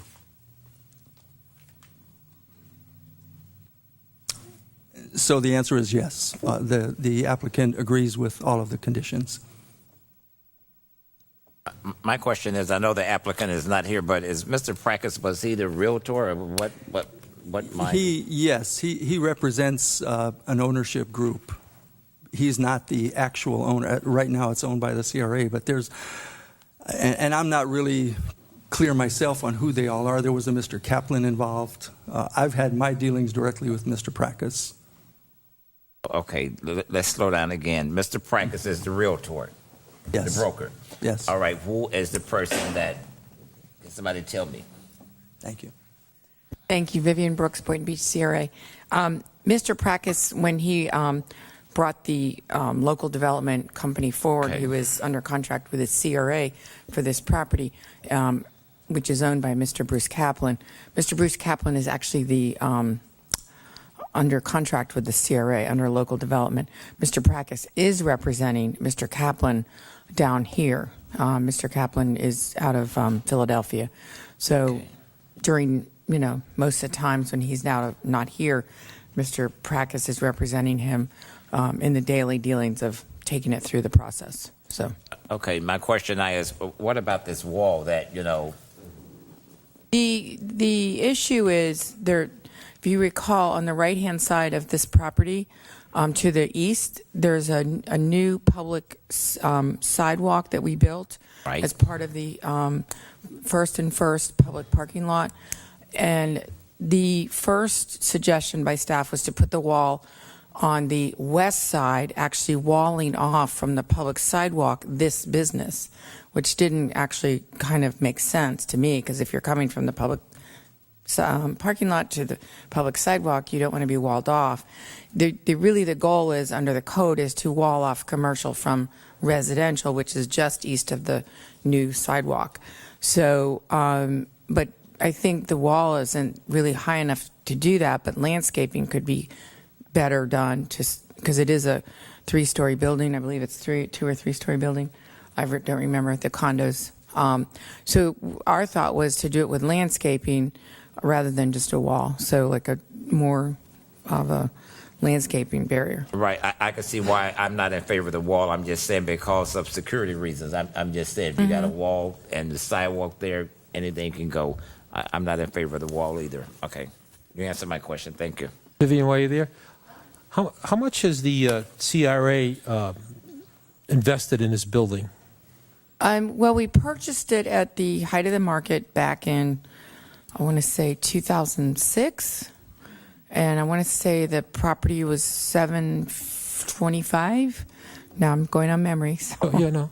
And but the property right next to us, which was just to the west of us, he purchased. Dr. Dagger, who's a local doctor, purchased his property for the same amount, same time. About. I'm not questioning. I'm just looking for numbers. We haven't that's all. put any money into it. Really, little maintenance to keep it from decaying. Really, we have set aside in the budget all along for whoever was the ultimate developer of this project, $200,000 to help them seed this project, get it going, because it's going from a house to commercial. And then we've also set aside our standard economic development grants. And what do those total up to? That's what I'm looking for. Probably $325 altogether. All right, so... Which the grants, they have to match their own funding with that. Okay, so we're helping out, other than, we bought the building at the height of the the height of the market. Yes. Okay, and of course, that's our job, Slub and Blight. I understand that part of it now. But we also got about $325,000. We're helping the applicant with this building now. Right. And they're going to have a lot more of that into it, well more into that. It's the oldest building we have. And if the correct information, it was sold on February 2007 for $850,000 is what's on the property appraiser's website. Okay. 850. Yep. So we're into this thing for over $1 million. Yep. Yep. Thank you. Okay, if we approve this, let me ask another question. When do we plan on seeing something going in there? We have an agreement. It's not just a purchase agreement. It's a purchase and development agreement with a reverter clause that they have to hit certain milestones. And the milestone, if this is approved tonight, they have 45 days to close. And then from there, they have another milestone of actually pulling a construction permit, and then so many days to receive a certificate of occupancy, and so many days to be open. So all of that they have to meet. So all of that's calendared on our calendars, so we are up on that. So, yeah. One more question, Vivian. Thank you. Mr. Practice, he was our broker that ended up, now he's working for the applicant. Is that how this is working? He disclosed that at the meeting. He disclosed. Is he getting paid by the applicant to do this now? I have no idea. But he did say that he did disclose that at our meeting when you guys selected Mr. Kaplan for this project, that he was representing him. Okay. And we don't know if he's getting paid to broker what with the brokering or not. Well, there's really no brokering here. He may be paid ultimately by Mr. Kaplan to find him a tenant for this project. Okay. Thank you. He is a restaurant broker. That's what he I'm does. well aware of that. Thank you. Any other comments or questions? Motion to approve. All right. Do I have a second? All those in favor? Aye. All right. Moving on to new business. Unfinished business. Unfinished. Unfinished. Mr. Mayor, I would like to take this off the table. Motion to remove it off the table. Do I hear a second? All those in favor? Aye. Mr. Mayor, I'd like to make a motion that we put this to rest until future. Second. Second. All right. All those in favor? Aye. It's off the table, and the resolution has been denied. No, it's just been it's removed. removed. We didn't vote on the resolution. Okay. away. Got it. So, no action. All right. Moving on to new business. Proposed resolution number R16-103. Authorize the execution of a second amendment to the lease agreement for telecommunications tower site with Unisite LLC to allow for 5 additional 5-year terms. Good Yes. evening. This is Kathleen Hatcher, Senior Planner. This is a typical lease amendment to extend the lease terms, and it's been in negotiations for about 10 months. It's typical of our lease agreements that have been approved in the past with a 5% rent escalation. I'll be happy to answer any questions. I also have Joe Cabrera with American Tower here, who is the applicant. Right. What needs to really be stated that this is for 25 years. It goes October 11 to 2049, not the 5 that was stated. It's a 25-year. Okay. That's correct. Thank you. So I'm a little confused. So they're good now for 2024, and we want to extend it to 2049? That's correct. Okay, an escalation in there 5% each year? Yes. Starting in 2024. Starting in 2024. We are currently at a 3% escalation. Okay, very good. And what is that number for this year that we're collecting? I believe that's in the fiscal impact information in the staff's. I looked for it. I couldn't find it. Can you please tell me?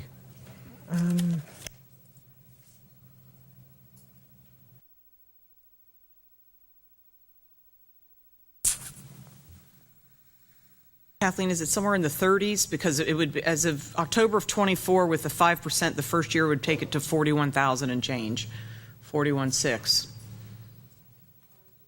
We don't have the current number. Annual rent is 32,000. Yeah, back the math out. So it's 32,000 with an increase of 3% a year. And I also saw that we are also getting a consideration to amend it, another 20,000 to accept this deal. Correct. My only concern is that, as the landlord, what exactly is the revenue of, I guess, Unisite LLC? Are we only getting 1% of what they're collecting, or is it, 5%? Well, that information is not available to us, and we're just getting the rent escalation and the lump sum consideration. Shaking his head. Yeah. There's also the Sir, benefit. before you start, you need to identify who you are. Yes, my name's Joe Cabrera. I am the asset manager representing American Tower, and Okay. I've been working with Katie on this deal since March. I wanted to add that the other benefit is that the city has equipment on our tower for free, their own equipment, which is very valuable space to us. We're a tower rental business. This extension is going to help make the tower sustainable and not only dependent on the current tenants that we enjoy revenue on. This was amended in 2009 with a compound expansion, which in a way, as we grow, the city will grow, the revenue will grow as well. But the PCS tenants are not interested in sites that have less than 30 years on them. That's why this is so important for us as an investment. You might wonder why we want to pay a signing bonus of that size. We're looking for a good return on investment for it, and we're very confident in our ability to lease this site up and give good coverage for the local community with new competition. That's the co-location idea drives down the cost of cell phones for everybody. That's why it's been more affordable with this kind of business model since 1995. This looks like a pretty ironclad type lease. Let's say that we're not good neighbors. How do we terminate this? Again, the name of the game for our investment is to mitigate the risk of relocating our subtenants. These PCS providers pay handsomely to get on the site at first, and they don't want to get kicked out. So it is very typical in these cell tower agreements for us to have a unilateral termination right, unless it's for default, or if we're bad tenants on any landlord's property and we're not meeting the requirements of the existing agreement. Of course, we'd be in breach and we'd have to pack up. But we're not. We want to have good relationships, and the landlord relationship is very important to the foundation of our future success. So let me just ask you this question. Let's say you find a better location for a tower. Could you terminate this with the city? We are not in the business of taking towers down. We want to provide coverage. Well, you might not be in the business, I'm saying, but if a better deal comes along. A better deal. This is a deal that we've considered. We're putting our money where our mouth is to commit to this amount of time. We wouldn't do that if we were just going to want to pack up. I mean, I don't know. I don't understand what you mean by a better deal. I mean, we're growing the company all the time to acquire towers. And let's say you get a better location, a higher location, or you can put up a taller tower. This becomes, we don't need this here in Boynton Beach anymore. It becomes obsolete. Can you terminate that at that time? That's all I'm asking. We could. It would just be very unlikely that we would ever terminate. Sure. Yeah. Thank you. Mm-hmm. My question is, sir, for you. You said that we have some of our equipment up there. Give me a couple of examples of what we consider as our equipment on your. So you might have fire rescue Radios. radio equipment. Repeaters and Exactly. things bounce off the towers for signals for all the radios throughout the city. We Public have equipment service. on several towers. But gee, thank you, Lori. But see, this is what we need to know. I'm just saying, when they said we got equipment up there, I need to know what kind of equipment is up there. We might have a bird nest up there. I'm not trying to be funny, but I Probably just need have to know. that too. You know, Yeah. I know we got them up there, but I'm just saying, tell me, like you just told me, and with your help, that we have signals that bounce off like radios and stuff. That's what I need to know. Let me know what we're getting still. Even with this that we're paying for still. Yes, sir. Thank you. You answered it. And is this visible from the street, or? Yeah, we're talking about an existing tower. I think it's 140 feet, so it's not lit. We require a light tower is usually above 200 feet, so it's been there for quite some time and only has about Mr. Mayor, 9 years left.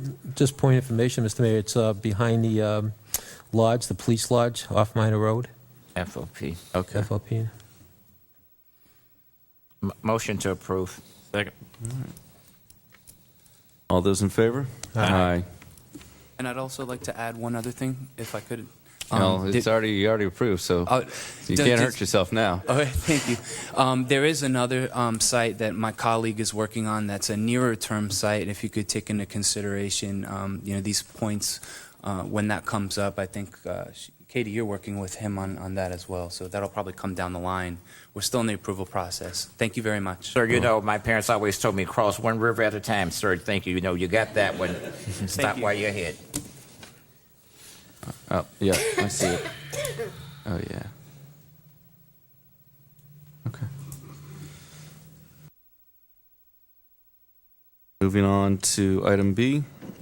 Authorize the city manager to sign an agreement with CARE ATC of Tulsa, Oklahoma to provide employee health care center administration as a result of the RFP number 037-1610-16.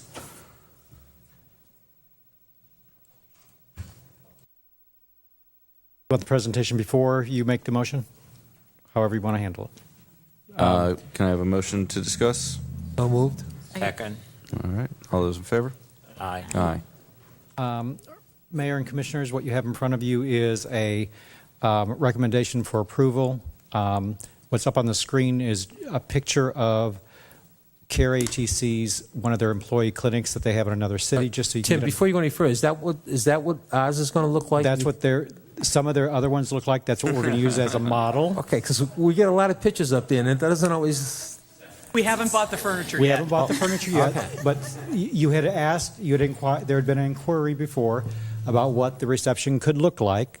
Thank That's one of the pictures of one of their reception areas of one of their employee clinics. So we went out on the street with an RFP. We received 5 responses from that in May. There was a review committee made up of our Director of HR and Risk, Julie Olbury, Colin Graff, our Assistant City Manager, Dustin Kuhn from our Benefits Consultant Group, Garing, Tim McPherson, our HR and Risk Manager from our HR and Risk Department, Toby Athol, Police Detective in our Police Department, and John McMahon, firefighter in our Fire Department. They reviewed the proposals. They had all 5 vendors give oral interviews. They did final rankings. They submitted the final rankings to my department. We've ranked them based on numeric, and the highest ranking vendor is CARE ATC. CARE ATC operates an employee clinic in the city of Tampa.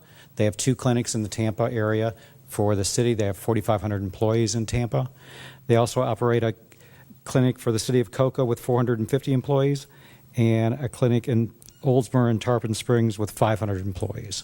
What the review committee is recommending as a agreement is we're looking at a 42-month agreement, which is a 3.5-year agreement with 2 one-year renewals.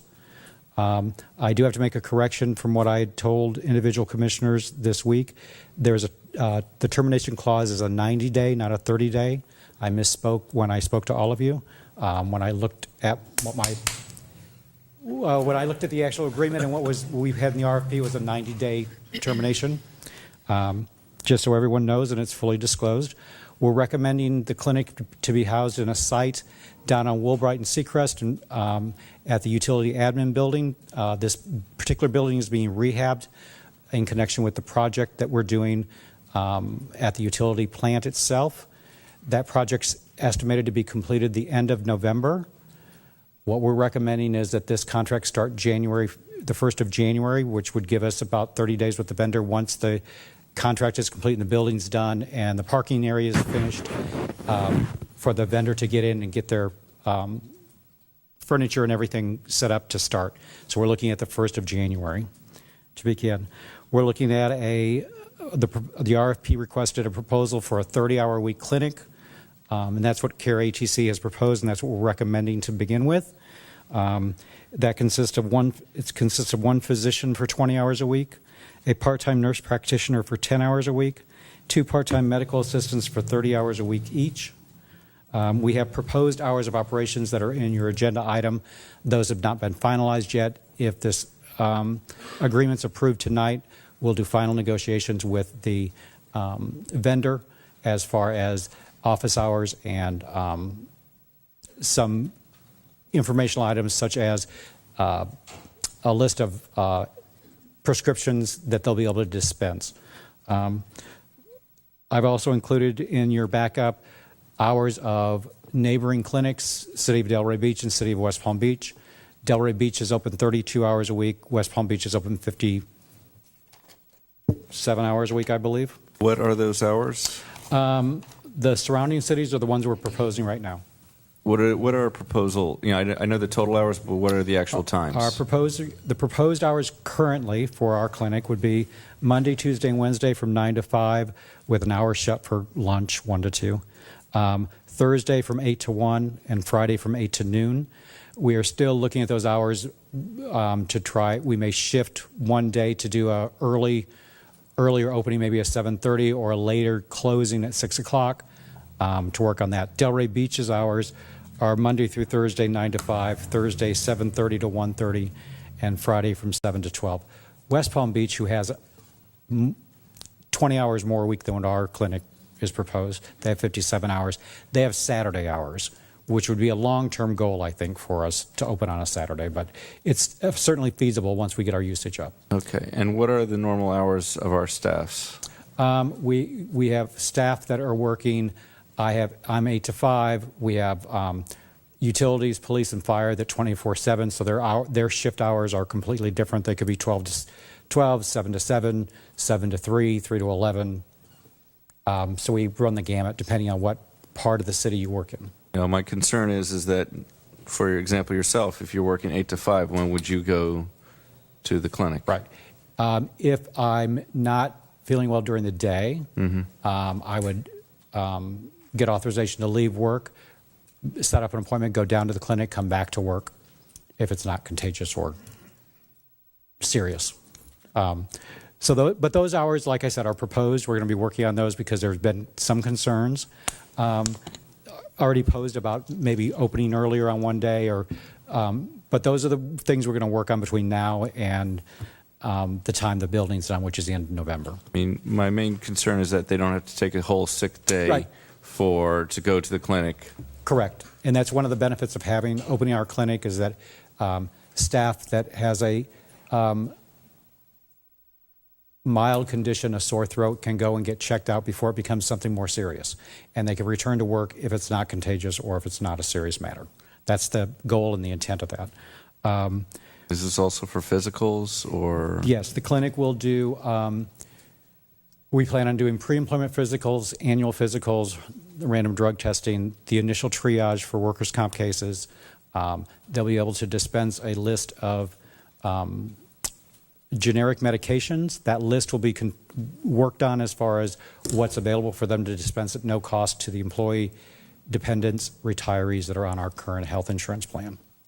And the medications that they'll be able to dispense, does that include like cholesterol, blood pressure, diabetes medications? The basic list that the vendor starts with are medications that have to do with allergy, antibiotic, antifungal, antiviral, asthma, cardiovascular, cholesterol, diabetes, inflammation, pain, some immunizations, some injections. If the agreement is approved tonight, we will work with the vendor to look at our history of prescription use on our current plan to see if there may be a couple that need to be added, some that they don't need to. Remember that there are generic medications that they would be dispensing. So if someone has, for some reason, must take a name brand, that would not be covered at the clinic. Would our doctor be able to prescribe that for them to go to another pharmacy? And fill with a prescription, yeah. Okay. My take is that, since you're saying cardiovascular, perhaps they will have medication for blood pressure. But I know that this is already done. But my question is that when you all was doing your looking at the company, you all did not find anybody in Florida. Did y'all look at anybody in Florida? The responses came from, let's see. I need it for the public to hear. Mm-hmm. The vendors that responded were from Brentwood, Tennessee, Charlotte, North Carolina, the Tulsa, Oklahoma from Carrie HEC,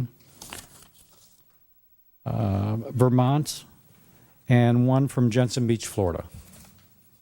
That one from Florida. Okay, my question is that in regards to this clinic, I'm just saying when it's up and running, who's going to do the evaluation to make sure that we're getting what we're paying for? My proposal and recommendation here would be that someone in HR and risk will be assigned as the conduit or the point person. Yeah, that's, you looked at her and smiled, but see, this is serious business. No, I know. I need to know, let me ask it again, because see, who is going to be responsible for evaluating the clinic to make sure that we're going to get the best bang for our buck? Is it somebody from HR? Someone in HR and risk. Or somebody from finance? Okay, then risk. That's what I need to hear. I'm just saying, when we ask questions are like helping us so we know who we can gear on, saying that, how are we doing? Right. And we plan on doing an evaluation at 6 month and 12 month at a minimum. Vice Mayor requested this morning that we could look at doing a 3-month review, which is we can do and given to see how things are going, how usage is going. I also suggested this morning 4 months as well. I'm just saying, 4 months into, right. Then you go back and reevaluate. Say, are we really getting what we want? Are the employees really using it? You're going to have to market it. I'm just saying something that goes out. You got to sell it to the employees. Right. And that's what we. Just putting it up there across from the cemetery, and saying, go there. They got to use it. Right. Correct. Okay. Tim. I think it's important. These hours. I know these. We're going to tweak the hours one way or the other once we get this thing up and running. I think it's a long overdue thing. I think. What will the average cost of a employee going to the clinic versus to a? I'll use myself as an example. If you go to the clinic for a sick visit, it's a $40 copay. When I went to the urgent care in April, it was $130 out of pocket. Okay. I also, I know we're going to have people in place to evaluate this, and every month if you want. But I think it's important and imperative that we have the employees who are visiting to take their suggestions on even like in the hours and what they needs and are not being met and what needs that are being met. I think that'd be play an important part as we tweak this down the road. Right. What our plan is that with the anticipated open date in January, between now and then, it's very imperative for us to work with the vendor to market this, get the information out to the employee groups, get them as much information as we can to make this something that they want to use. After we open, it's imperative that we follow up with the employees after their visits to make sure that their visit went okay and that their experience was okay, and we need to keep that going. And whatever concerns they have, and if we need to tweak it in 2 months or 3 months, we need to be responsive enough to do that in order to achieve what we want to achieve, and that's the employees using the clinic. And in the long run here, the long view of the would be nice that we get this up and running successful, and we could work with the Del Rey Clinic and share some resources that way. Yeah, I think certainly once we get it up and running, and get a little bit of time, maybe the first year under our belt, to work out any kinks that we have and get address any of our employee population's concerns and address them the best we can, then we would be in a position to look at those other options. Great. Thank you, Tim. Tim, there's one thing that you need to stress, and that is that after hours, we will be contracting with an urgent care facility. Right. You need to state that so everybody will Again, not just... the clinic is going to do some basic services, and they're not, and that's what the clinic is designed for. There are some things it's not going to do. One is it's not going to have like an X-ray machine or MRI machine. And two, the issue comes up with after hours. So what we'll do between now and the time that we open in January is we'll work with the vendor. What they do in other areas is they work with the local area to come up with a recommended place to go for after-hours care or after-hours visits other than an ER room, because that's where you want to avoid, if at all costs, is employees going to the ER room. That's the highest expense that there is for a claim. The other thing is local areas to do the imaging issues, the X-rays, the MRIs, and things like that. Those are things we'll work out with the vendor between now and the time that we open. Okay.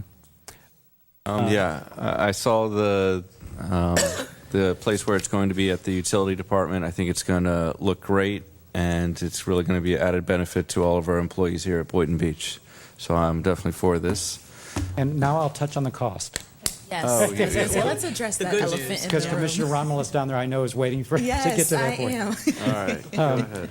So what the cost proposal is at this point is there's a one-time startup cost of around $44,000 for the vendor to get their equipment, get their supplies, get the place ready to go.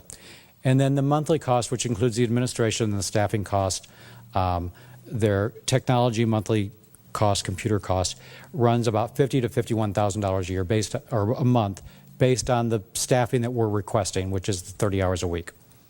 So if you look at this upcoming current year, fiscal year that we're coming into, 16-17, if we open in January, we'll have 9 months of the monthly cost at $51,000 a month, estimated. We'll also have the $44,000 cost as a one-time startup cost.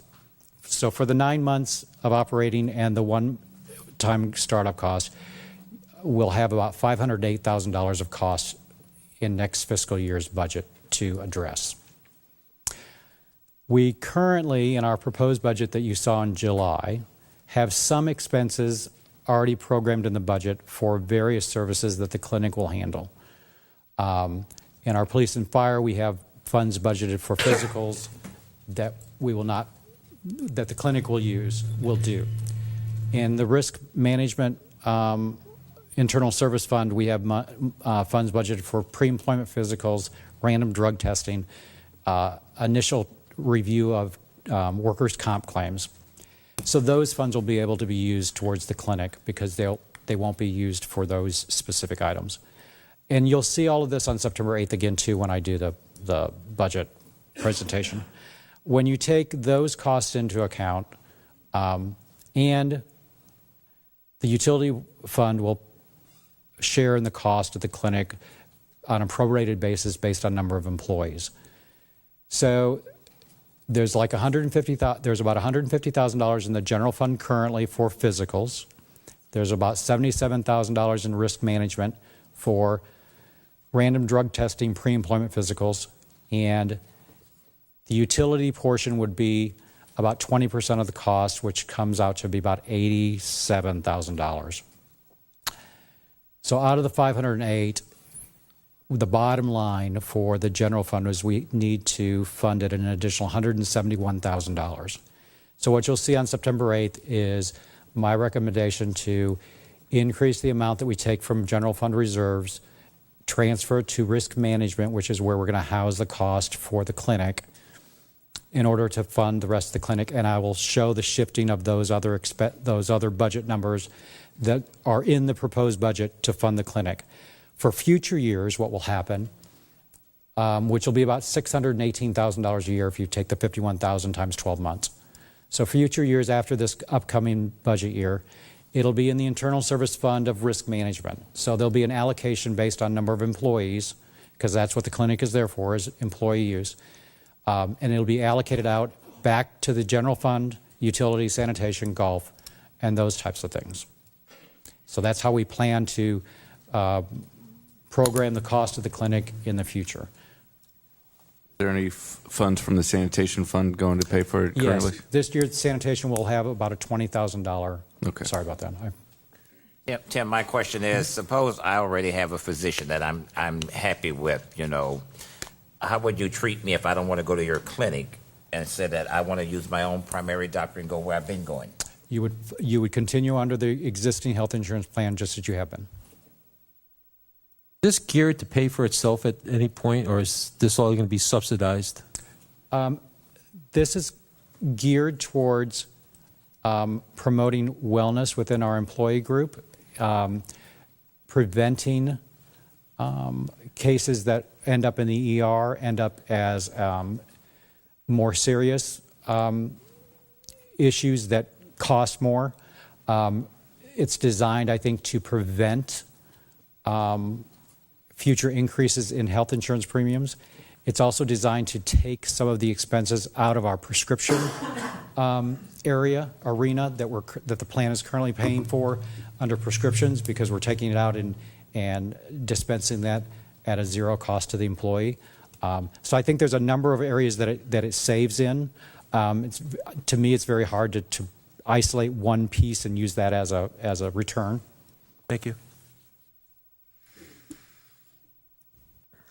Make a motion to approve? I'd like to add something before we yeah, make okay. I just want to say that I was never a fan of the high deductible insurance plan that we currently have now. It's a lot to ask of a family to come $5,000 out of pocket even before insurance will kick in.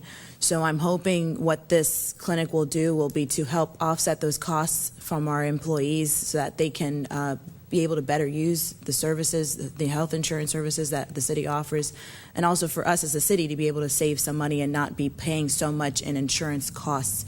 So that's what I'm hoping this clinic will do, and it'll help save our families dollars. Hope that too. That's our goal and that's our plan. All right, I have a motion. Do I have a second? Second. All those in favor? Aye. All those opposed? Motion passed. Would the commission like to take a 2-minute break before we start with the red light cameras? I'm good. We're okay. Okay, moving on. Red light cameras.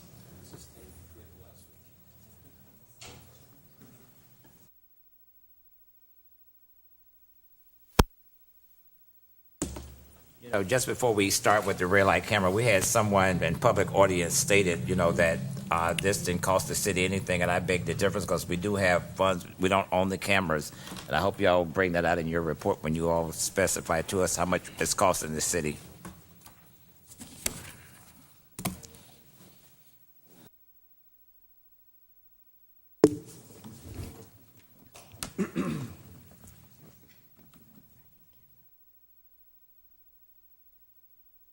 It'll be just one moment.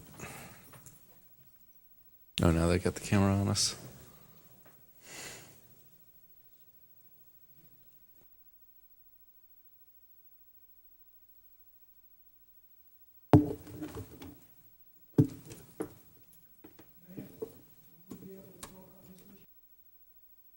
Yes, before we vote on it.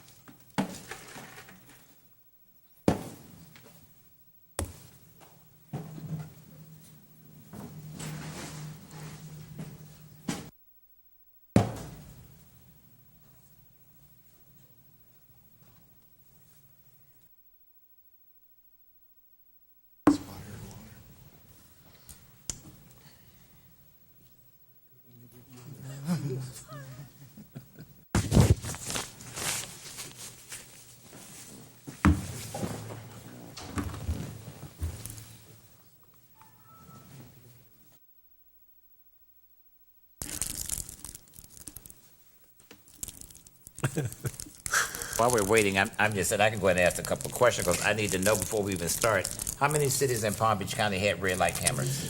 Let me first, by opening up, I know you know me, Commissioner. I'm Sergeant Philip Hawkins with the Boynton Beach Police Department. I'm in charge of the traffic unit.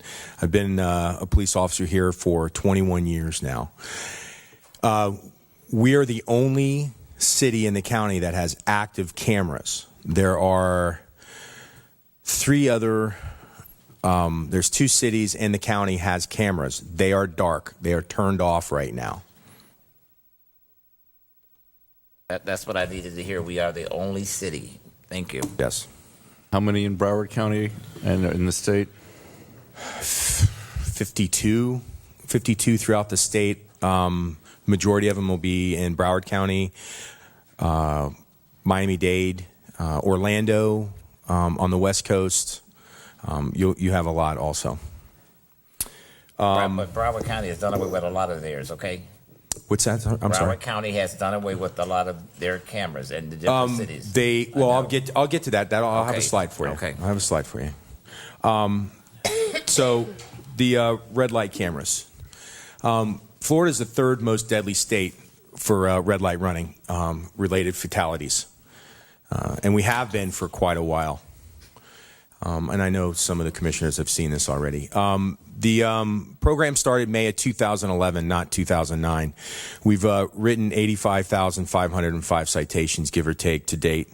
We have 15 light safety cameras at 7 intersections. Violations decreased by 13% per camera per day since 2011 compared to April 2016. It's a 35% decrease. We had a 35% decrease just in the past 5 months. And I'll get to the reason why that's been occurring. 26% of the tickets issued are to Boynton Beach residents. Sorry, but it just is. 88% of the violators that receive a ticket from the city of Boynton Beach did not receive a second ticket. That means we're changing behavior. Red light safety cameras improve driver safety by changing driver behavior. 92% of the drivers, this is statewide, do not receive another violation. So that means statewide they're changing the behavior. Intersection crashes. We've reduced our intersection crashes by 51%. That's quite significant from last year to this year. These are the most deadly intersection crashes. Intersection crashes equipped with red light safety cameras, 51% decrease. Last year we had 51. This year we have 25. Angle crashes, most violent, most dangerous type. The decrease at intersection in Florida with a red light safety camera than at an intersection without a red light safety camera in Florida. That's great. Statewide, 49%. So we're a bit above the curve on that. 52 Florida cities, driver behavior, public awareness, recidivism. Did I say that right? That's receiving a second citation for those who don't know, like me. Number of citations issued, crash severity, number of crashes, pedestrian safety. My concern is the public safety. These crashes, intersection crashes, angle crashes, they are the serious bodily injury and death crashes. That's the biggest concern I have. Insurance Institute for Highway Safety, 2016. Although numerous studies have demonstrated that automated enforcement reduces red light running, a growing number of communities have deactivated their red light camera programs. The conclusion of that is the study adds that the body of existing research indicating that red light cameras can reduce the most serious crashes and is the first to demonstrate that terminating camera programs increases fatal crashes. Practical applications. Communities interested in improving intersection safety should consider this evidence. Legislatures and communities thinking about terminating camera programs should consider the impact to the safety if programs end. That's my concern. According to the Insurance Institute for Highway Safety, Fatal crashes from red light runners go up 30% from cities that had turned off their red light camera program. So 30% fatal red light running crashes per capita, 16% more fatalities per capita at signalized intersections.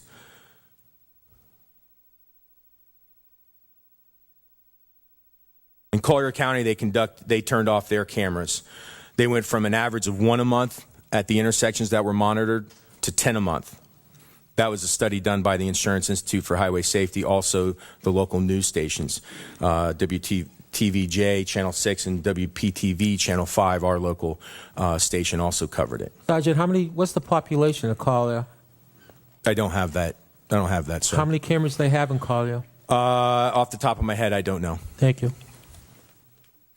In Boynton Beach, when the system was turned off for 4 months, there was an increase of 54% in violations. We were monitoring. We weren't issuing violations. 24% increase in traffic crashes, angle crashes, the worst we could have. That's the problem. Distracted driving, rear-end collisions, drivers who speed and follow too closely, lead vehicle blame for rear-end collisions. According to NHTSA, which is the National Highway Traffic Safety Administration, approximately 87% of rear-end collisions crashes included some form of driver distraction. Nowadays, social media, Facebook, they're taking selfies while they're driving down the road, even if they're not even talking on the phone, Instagram, etc. According to the most recent statistics from the National Highway Safety Administration, more than 1.96 million rear-end crashes occurred in the U.S. in 2014, making them the most common type of traffic crash. The number represents a 6.5 increase from 2012, when we only had 1.84 million. Speeding, distractions, and following too closely cause rear-end collisions and not red light safety cameras. However, and this goes on to explain that red light safety cameras reduce the number of dangerous collisions, T-type or intersections. The bottom one here is a long-range study by Maryland, by Howard County in Maryland, and it's what I found. Maryland's been using red light camera technology, camera speed technology, for about 15, 20 years. What they found is there was an increase in rear-end collisions over a 10-year period. They noticed that whenever they put a new camera in, they found that there was a temporary increase in rear-end collisions, and then that quickly decreased. I don't have any further information. That's the study I got from Howard County. I do have ours, Commissioner. I'm going to get there. I promise. Thank you. Let me touch on that real quick. There's a few questions that were asked earlier. Our rear-end collisions at red light intersections went up 13%. Our crashes, and that's 50 feet before the white the bar, the crossbar. That's 13%. We decreased our intersection inside the intersection crashes. So from 50 feet into the middle of the intersection, if you were to average it out, that's a 39% decrease in crashes at our red light intersections. That means we're saving lives. Rear-end collisions are mainly property damage and slight injury. That's not where you get the trauma. The trauma comes from, again, the T-bone at the intersection. It's not to interrupt you, but do we send these rear-end collisions, do we have to send a patrol car and a fire truck in most cases? Yes. Okay. We always do.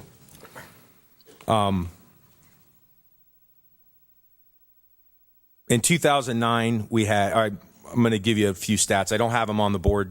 I'm sorry. We were trying to get them and get our numbers together, and it takes a long time to get the data from our traffic crashes because we have to read every narrative. However, our fatalities in 2009 at intersections were 0, in 10, 0, in 11, 0, in 12, 1, in 13, 1, in 14.1, in 15.1, and in 16.1. The other good information I have is well, not really good information, but except for 2014 and 2015, those didn't involve red light runners. So we have 2 fatalities since 2009 that involved running a red light. And to be honest, that's good data with the growing of this community. When I first started here, there was probably 55,000 people living in the city. I would bet you any amount of money that there's more than 80,000 people laying their head down at night, every night in the city. So if we're doing better numbers like that, I'd like to save everybody, but those are good numbers. I have a video. Just want to show you distracted. We're going to talk about some distracted driving and educating the public, but also how officers can respond. Click. There's 2 officers conducting an investigation, traffic stop, lights yellow, light turns red. What was the driver doing? Paying attention to the police officers, not to what's going on, distracted driving. Just so you know, this officer here, his name's Officer James, and speaking with him, he didn't respond. The other officer said, should I go get him? No. He knew the red light camera got him. They needed to stay together. It's officer safety. Officer James also said, I'd rather see somebody get an NOV, which is $158 with no points, rather than a uniform traffic citation if he issued it to him for $264 and 4 points. So I'm glad to see the officers are paying attention to that. Lights red. This is 23rd and Federal. You see the small truck there. I hope that's not anybody's pool guy. We talk about distracted driving. We zoomed in on this. Up here at the top, you'll see it says 4.8 seconds. That's how long the light was red. The yellow light was 4.1 seconds right here. DOT recommends a 3.5 second red light at 35 miles an hour. County gives them an extra 0.6 seconds. So the light was red. He had almost 9 seconds to stop. The reason why he didn't, you see that right there? Everybody knows what that is, right? That's his cell phone. Because he's on the phone and he's busy doing something else besides driving. Same intersection, lights red, not paying attention, right through the intersection. Again, this is 8th Street and Woolbright. Lights a solid red. Other traffic's coming out of Home Depot. Same thing. That's an SUV, also a Lexus. It's an SUV. It sits higher. You saw it swerving. It was leaning. Very easily could have flipped over. Red light, 23rd and Fed. Vehicle stopped. Red lights. Other cars stopped. Distracted driving again. The effects. 23rd and Fed. I know I'm showing a lot of these. T-bone intersection. T-bone. The good news is that he started to see it happening and was able to lock his brakes up. But if he hadn't done that, that would have been an impact on the A and B pillar, which is the driver compartment, and that would have sustained serious bodily injury. Gateway and Congress. Solid red light. It's raining. Just misses that one. But now, the individual that ran the red light, he ends up over here. He ends up over here. But what about the individual who was just driving home and had a green light? We work a lot with social media. Stephanie Slater is constantly putting things on the website. The news media picks it up. They show it in the mornings and in the evenings sometimes. They show the violations. We're trying to change the behavior. We're trying to get everybody to pay attention. We're trying to get them to set their cell phones down and pay attention to driving. Commissioner McCray, you asked about renewals and expansions. Nothing in the county for right now. But the city of Orlando, town of Davie, Tampa Tamarack, Homestead, Key Biscayne. You can see as well renewals, Milton, Newport Richey, City of Miami Springs, Village of Ball Harbor, North Miami Beach, new programs in South Florida, Village of Pinecrest, and City of South Miami. There's some current RFPs for Pembroke Pines and Miami Beach. Miami Beach to continue their RLC program and expand sites. Let me jump in here and ask Go you ahead. some questions. Yes, Since sir. you showed me all these almost crashes and Sorry. that. Yes. Okay, you've given us a scenario about what could have happened. I'm just saying, we only have 2 cities in Palm Beach County, right, that still have red light cameras? We're the only city active. We are the only city active. Stop Yes. right there. Okay, how many fatalities have we had in Palm Beach County for this year? For this year, I don't know. I don't have all of Palm Beach County's What kind data. of fatalities? Traffic fatalities. Where they die. I'm just saying, Traffic fatalities. Yes, that's what I'm on, saying. On average, I know Palm Beach County on average works about 90 to 100. Captain McNevin, about 90 to 100 on average for the county. That's for the entire year. Okay, let me explain something because, red light cameras, y'all said save lives, okay, and I'm a certified funeral service practitioner, licensed funeral director and embalmer, and it's been many, many years since our funeral home has handled a person who has died in a fatality from an automobile accident. So, and that's why I asked you about Broward County. I work in Broward County, and I know what you all are saying, but the citizens in District 2, they're telling me that, why are you all still doing the red light camera? The people at the senior citizens are telling me, why are you all still doing the red light camera? What's wrong with Boynton? So I'm trying to figure out what's wrong with Boynton. It's a part of trying to make it better for the community. I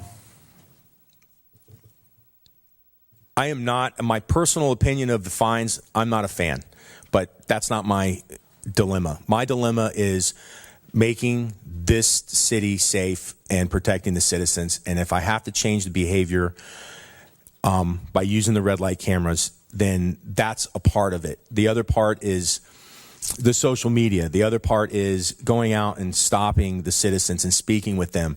Maybe not writing so many citations, maybe just conferring with them. I did it the other day in front of Rolling Green.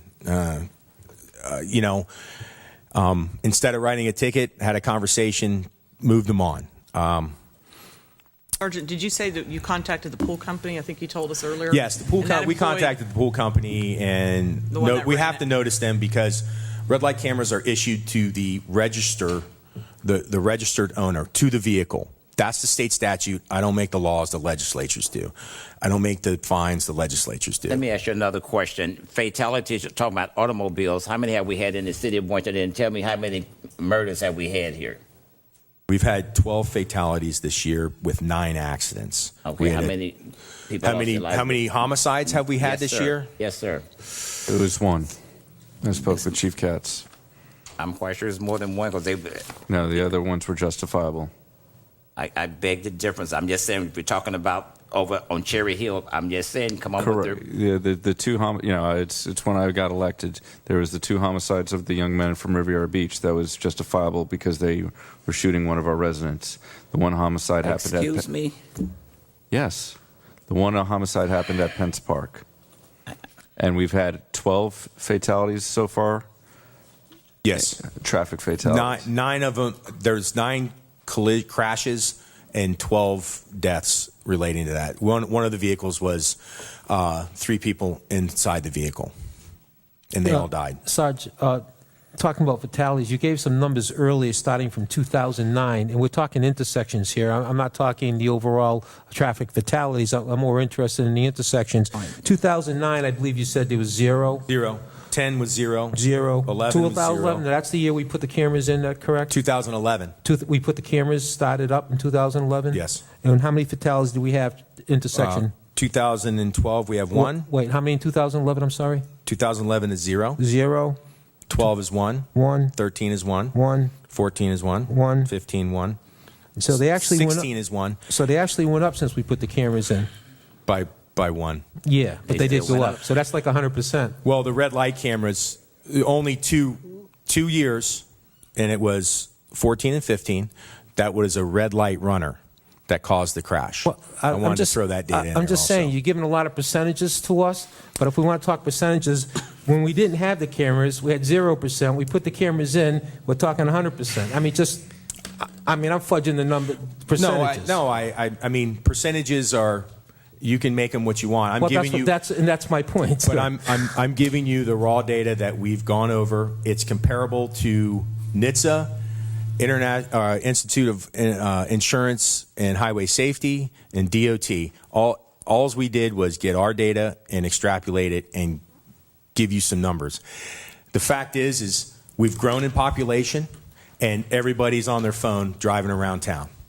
And that's a fact. I would bet you that distracted driving causes more crashes than DUIs, and I would challenge anybody to take that up with me, because I'll win that argument all day long.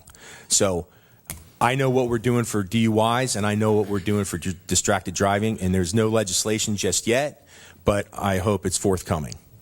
So, Sarge, just another question I have, because before I forget, you gave a lot of numbers here. You said 88% of the people who receive a citation, a red light camera, don't repeat? Yes. How do you keep track of that? We keep it through all of our data saved by ATS.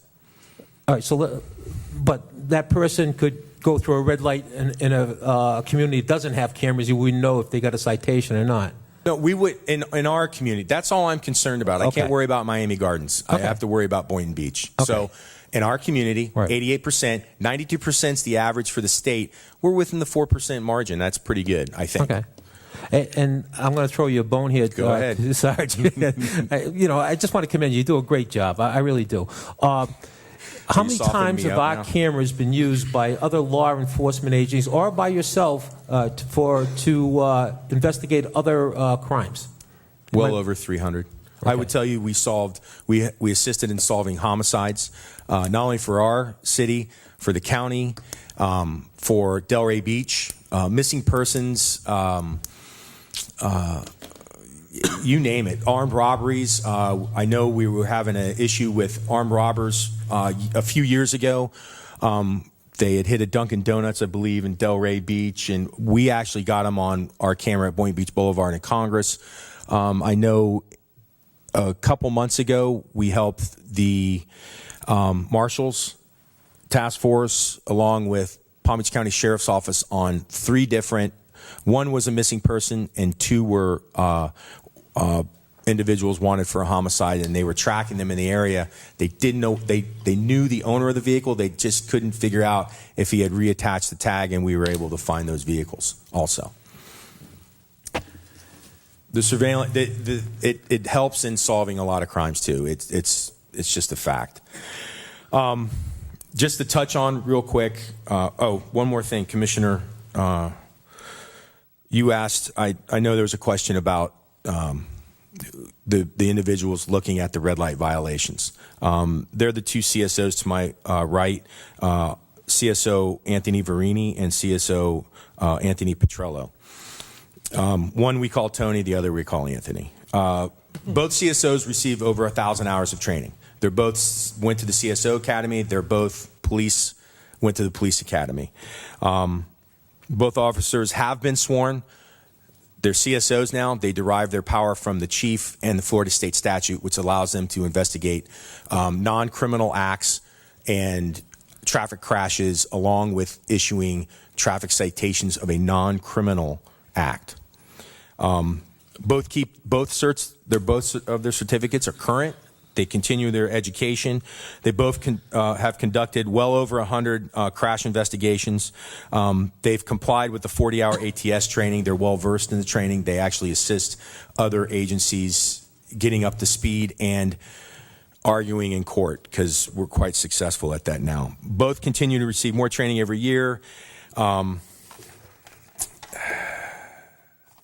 That's what I have. I know you asked that question, and I wanted to make sure you had that answer. Thank you, Sarge. No worries. The Jimenez ruling in the 3rd District Court of Appeals, we had been waiting on that for quite a while. Basically, it says we're in compliance. If there's any further discussion, you can ask the city attorney. Oh, we will be. They'll answer that for you. I just wanted to let you all know that. We did talk about a little bit earlier that $11 million has been given to the Miami Project to cure paralysis. $30 million for the trauma centers. These are the bottom numbers we need to be worried about right here. And I don't have the numbers for 2015 and 16, but I can tell you this. We've given to our local trauma center, Del Rey, which is the closest trauma center, almost $600,000 that I have. I'm still trying to get the other numbers to what we've given them so far for 2015-16. That's important. If we're not supporting that trauma center, the next two if that trauma center was to close, not saying that us not giving it money would close, but if we're not supporting it, the closest trauma center after that is Broward or St. Mary's. And that means we got helicopters flying in, and we're having to life flight people on Trauma Hawk. Sarge, I don't know if you're a sergeant or not, but anyway. I'm a sergeant. Well, I found out that that's kind of using a scare tactic, because I'm saying that the other cities are not giving anything to Delray Trauma Center. They're not giving anything to St. Mary's Trauma Center, and they're still open. I'm just saying. So don't try to. I don't. No, don't. Not a scare tactic. Just adding it in there. It is to me, because I'm just saying. It's like saying that if we don't give, that center is not going to close. It helps. Just it helps say a lot. But don't say it's not going to close. It helps a lot. Stop right there. We had two citizens that appeared before this commission. I don't know if you all was up here, and they complained about, one was Katie Miller, and another one was another lady of our church, and they said they was totally against red light cameras because they felt like they was falsely accused, because they said y'all charged them, and they said that they really didn't feel like they ran the red light. Stop. I got not one ticket. I think I got 2 tickets from the red light, and every time I get to 23rd, I'm always constantly putting on brakes, because hell, I'm scared, it's going to catch me going through. And it's not making me be, that much educational wise. I'm almost scared to go down by 23rd. I'm like saying, hell, is the light going to catch me? Even out here, I'm thinking about when I make a turn. Is the light going to catch me? And I'm constantly one foot on the gas, one on the brake. Okay. It is what it is. Yeah. We've reduced violations by 35%. Intersection crashes by 51%. No traffic fatalities at intersections with red light cameras. We're winning with magistrates. Sergeant, Go ahead. Not to interrupt you again, but I just thought you told me from 2012. No, this year. Sorry, this year. Just this year. Okay. Just this year. Thank you. So you're saying the 12 fatalities that we've had are at non-red light? I have one intersection non-red light runner. The fatality was in front of Jimmy John's. We spoke about this. It was a motorcycle. The motorcyclist was going northbound on Congress Avenue. The minivan was in the turn lane to turn into Jimmy John's. Was in the intersection on a yellow. Didn't see the motorcycle. Pulled in front of him on a yellow light. They both had the right of way. Well, the motorcycle had the right of way. The van didn't. The van pulled in front of him, violated the right of way. So, it's you say tomato, I say tomato. It's not, and to me, it's not a red light runner. It's just an intersection crash. So, we have a 92% success rate. That's in court. That's just overall. We've received 2 traffic safety awards. We're in the #1 in the state for the program, and we're blazing a trail. We've assisted other cities in reestablishing their programs and educating their communities, and that's the most important part. We're educating the communities because we want to just get them to slow down and pay attention to red light cameras. Sergeant, what communities have they reestablished and that you helped reestablish? We've worked with Davie, Pines. There's a few cities down south that Broward, at the sheriff's office, actually controls their red light cameras, and we've helped them reach out and reestablish and start winning in court again, and start understanding the system a lot better. We sent somebody down here to help? They come up and talk to us. They come up and see how we run our operation. Okay, thank you. Let me ask you a question then, Yes, since sir. you can go so far the other way. How many have you helped in Palm Beach County, where you live? You live here. How many have we? we used to speak with West Palm and Juneau and the sheriff's office all the time. In fact, we still talk to them. They just aren't actively issuing citations. You answered my question. Okay. And in closing, just real quick in closing, I've spent 21 years here. I enjoy working for this agency. I enjoy working for the community, and I care about this community. My reputation is important to me. If I wasn't concerned about my reputation or this program, I wouldn't be up here in front of you right now, and that's important. So I thank you for your time, and I hope you make a good decision. Thank you. Sergeant, I'd just like to commend you. I do. You're very passionate about this, and I can appreciate passion in somebody's work, and I respect that. I respect that. Okay. So, but I think you're spot on when we hold these things up. I think these are the #1 killers on our roads today. Yes. I really do. And the fear that I have my daughter going up for her license next month, and it scares me. Especially here in South Florida. I come from Boston. I'd rather drive in Boston every day of the week. It's almost better there now. Down here in yes. South Florida. Okay. Thank you, Sergeant. Thank you. Commissioner Katz, do you have anything to say? Yeah, I fully support the continued implementation of these red light cameras for a number of reasons. I know that lots of people take offense to them. Anytime anyone gets a ticket from a police officer, they're not very happy. And I think in particular when people get a ticket in the mail and in their perception it's a police officer who's sitting in a room looking at a monitor that's issued them that ticket, that becomes even more offensive to somebody because they feel like they weren't even confronted at the instant of the violation. But that being said, you know, I've received all sorts of concerns regarding these red light cameras. I know that at first glance, the fact that we are the only city that is using them right now may look like a red flag, but the fact is that our program has always been in compliance, and we have continually updated our standards to make sure that we stay ahead of the game. And as such, we've won these lawsuits regarding challenges to our system. And other cities and the counties are looking at us, and they're seeing our success. They're seeing our statistics that indicate, in my opinion, unequivocally, that there is a benefit to having these, not even including the potential benefit to police officers with regards to investigating crimes with the information that these cameras yield. The three biggest concerns that I typically hear, one is the belief that accidents increase as a result of these rear-end accidents in particular.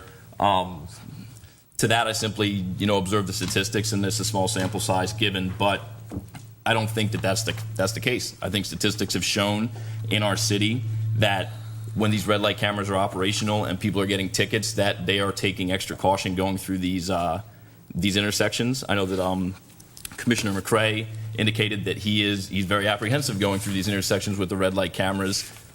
I actually think that's a good thing. It makes you more aware of your driving, and it makes you more aware that even though everybody makes the decision when they see a yellow light that they're either going to hit the gas or they're going to hit the brake to try to beat it or stop it, I think that it doesn't hurt anybody to err on the side of caution and look at a yellow light as a warning to slow down, not to accelerate, because everyone makes those decisions, on a day-by-day basis. So as far as the safety concerns, I think that the statistics bear proof that it's actually a benefit.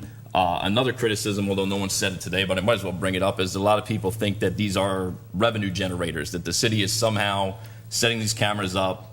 We are taking advantage of the residents by enforcing the law, mind you, and that's simply not the case. Looking at the financial numbers regarding this, we make somewhere in the range of about $150,000 on average annually as a result of this. All the costs are covered by revenues. So we are providing a service. We are making people aware that every time you run a red light in Boynton Beach at these intersections, you will be held to account. And with regards to the statistics of fatalities at intersections, when I see videos like that, they scare me as much as they anger me. I see people sometimes when I stop at a red light burn right through it, and even though they miss or there is no car coming through the intersection, I count somebody who runs through those intersections at 40 or 50 miles an hour. They could have easily killed somebody. It's by seconds or milliseconds or by inches that lives are spared in each one of these situations.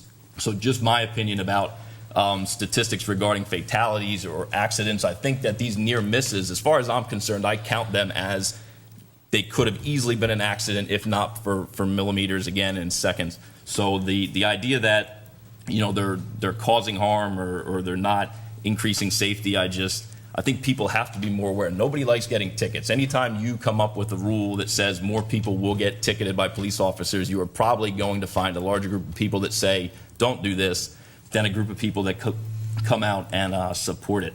So I fully support this because I simply think that as a society with increased traffic everywhere, with development in the city, which will lead to more cars, that this is a proactive approach to trying to mitigate or stop some of these accidents.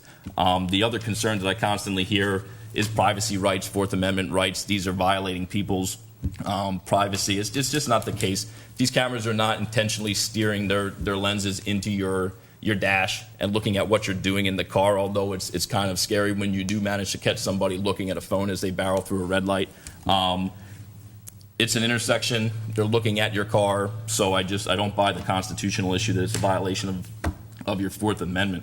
So just everything I've seen indicates that there are benefits to this. I haven't seen much in terms of valid criticisms, in my personal opinion. I think people just don't like getting tickets, and when you get a ticket in the mail and you didn't know you got a ticket, it's a bill that shows up that you never knew you had to pay, and it becomes more offensive. So again, for any number of reasons, I think that we should support this. I have questions regarding the extension of the contract or the desire to opt out with regards to potential technology upgrades over time. What can we do to make sure that we're getting the best technology as it comes to market? Should we extend the contract for this particular vendor, or should we send it out to bid? I don't know what the other vendors look like and what they're offering. That's my concern, is we're getting the best deal and we're providing the best equipment to do these things. So I fully support this, simply because I understand that it's personal for a lot of people.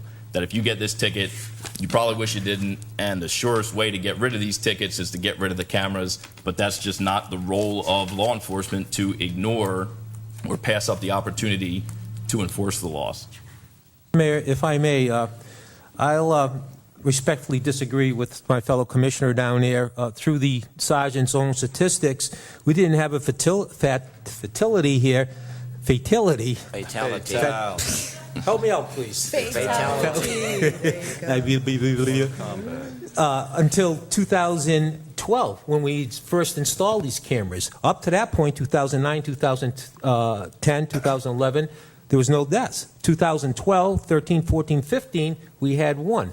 Going back to the commissioner's argument that it's not a revenue generator, I would quite disagree with that. The numbers that I have here, the fines received up to this year here is $250,000 a month we're collecting. Comes out to about $3 million. Amount to the state of that $3 million, 1.6 went to the state. The amount retained by the city was $115,000 a month times 12 is $1.38 million. Now, we have cost, of course. Now, who's making out on these cameras here? Is it a safety issue or is it a revenue generator? So I did some math here, and I'm pretty good at math. Our legal here is collecting about $156,000 to fight these things when they take them to court. $156,000. Okay, that's per year. The ATS camera people, beautiful people out there in Arizona, $792,000 per year we pay these people. $792,000 a year. The amount remaining in the traffic fund, $420,000. Now, out of that, this year, we didn't know if we were going to make any revenue. We took $170,000 for the salaries of these two gentlemen here. We put it in the general fund, the $170,000. And correct me, Madam Mayor, Madam Manager, if I'm misspeaking here. But we got $170,000 in the general fund to pay their salaries. So we're going to take that money out of the general fund, and we're going to take it back out of our ticket receipts, for lack of a better word. So this year as we stand right now, the city of Boynton Beach is going to come away with a smooth $250,000. So my argument is that it is a generator. Well, I'm just working the numbers that were given me by the finance. Yeah, and we can ask Tim to explain the numbers. You can I think you're explain missing that. some of the costs. Yeah, because the net revenue that we saw over costs, I was told, was in the range of 150. Well, I was told a lot of things until I did the math. Do the commissioners or the mayor have anything else for me? No, thank you, I'll Sergeant. stand You did a off. great job. I'll stand off this side. Commissioner Romulus, do you have any questions? Not quite yet. All right, thank you. Thank you, Phil. Well, let me jump right in and go ahead and sum this up. Just before you start, just let me, and one more statistic. The rear end collisions went up 13% with the cameras through your numbers you gave us. 13%. Thank you. Can I finish? No? Yeah, go ahead. Well, It's the intersection. We're talking 50 feet. I give you the 13%. You asked for the rear end collisions. I cut down intersection crashes by 51%. It's 39% at the end of the day. Thank you. My comment is from going around and listening to individuals speak about red light cameras, and they're telling me that why do we still have these? And Commissioner Casello, I am going to have to agree with you. I am not in favor of red light cameras here in this city. I'm sorry. Tim, you want to Can get? I just ask one more, just quick question to our lawyer? One more, Thank and you, then we're Mayor. gonna let Thank it you. go. You've been very kind. Can we pass a home rule that ban texting and cell phones? I mean, we got red light cameras. Can we do something like that for the city of Boynton Beach? Say, hey, look, it's illegal to talk on your phone or texting? No, sir, that's preempted by the state. Okay. So these red cameras might be preempted at some point this year, too, from Tallahassee. No, that's not true. I think so. All right, Tim, please proceed. Okay. Tim Howard, Assistant City Manager.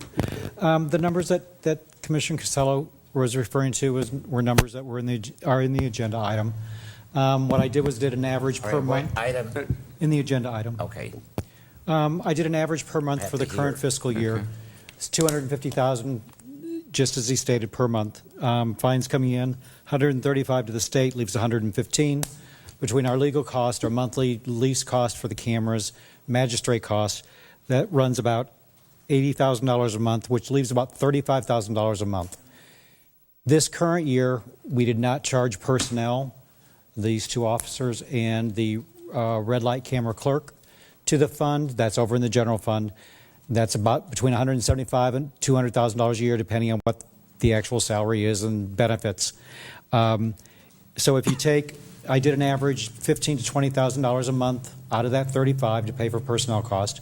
It would leave you about anywhere from $15,000 to $20,000. You could have a range, if you times that by 12, that could be a range between 240 and the low end would be, I don't know, whatever, 175. Thank you, Tim. So that being said, I don't particularly look at the generation of extra revenue as a negative. I prefer that if the city's going to earn some extra revenue, it comes from people who are breaking the laws. So that to me isn't necessarily a negative. And I'll point out that in the last budget meetings we had, we allocated a serious amount of money in the range of $200,000 a year for the next 7 years to upgrade the computer systems for the police department, which fire will also be able to utilize. So in trying to find funds to pay for things that we're doing, I see this as already cooked in. If we simply operate these cameras as is, we can pay for almost all of the annual expense again over the next 7 or so odd years for this new computer system, the new software for police and fire. I know the criticisms, it generates revenue. We're not necessarily, making money and then spending it on some random stuff. We're not giving it away. In my opinion, it should, through, should the board agree to continue with this program, we should lock up those revenues and make sure that they go directly to either shoring up this system in the future or using it to pay for some of the things that we're trying to do in PD. I think it just makes sense to pay for things and try to avoid going into our capital budget and eliminating things or into our reserves and pulling out that, because none of that looks good. I did two commissioners have stated their position thus far. I just think that, in the interest of public safety, I do believe these are good. In the interest of helping our police further their investigations, it's an invaluable source of information to try to track people who have gone from a crime to exit the city. And to me, it kind of makes sense. I know people don't like it, but I'm sure anybody who gets arrested or charged with a crime or a traffic violation doesn't like it. That doesn't change the fact that the law has been broken. It doesn't change the fact that people should be held accountable for those violations. So, I'll let the other two, the Commissioner Romulus and the mayor, speak on it. But again, I restate that I think that this is good for the city in a number of ways and simply good for public safety.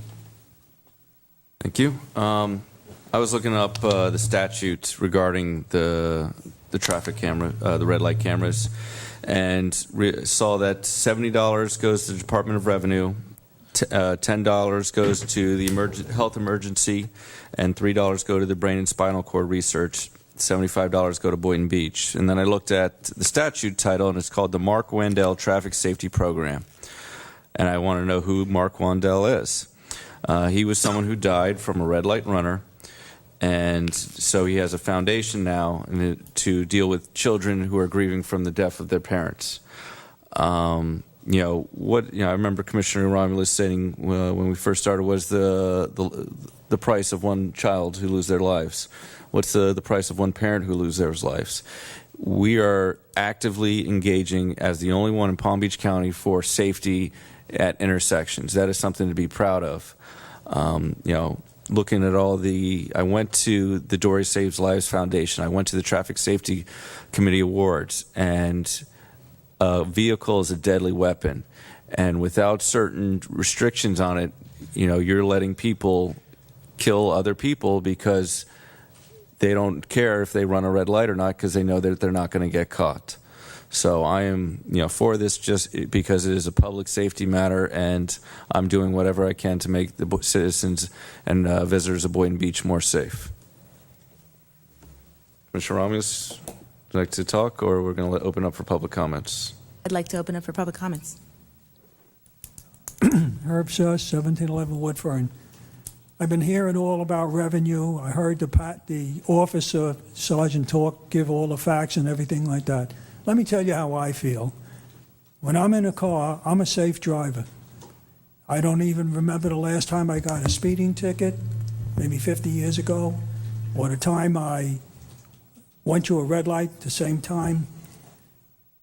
I think that the way I feel about a camera is, and it's been happening more and more, as I approach the intersection, I do a normal 40, 45. In fact, I do the right speed. And when I stop, there are guys pushing behind me and I've almost been in road rage, not be me getting out of the car, but other people even getting on the side of me. You're going too slow, or you're stopping too suddenly. And I get nervous when a darn car comes up behind me. So I'm talking about my safety. I hear everything. I empathize with people getting killed at intersections. I don't care about the money that we're getting or what it costs. I just don't want to see I think we ought to eliminate cameras. And the sergeant said, according to what Commissioner Casello asked, one this, one there, nothing. And what Mr. Commissioner Casello came up with, the thing is, I see more and more people on the phones, and he's right. And the guys coming up behind me are on their phone. I see it through my rearview mirror.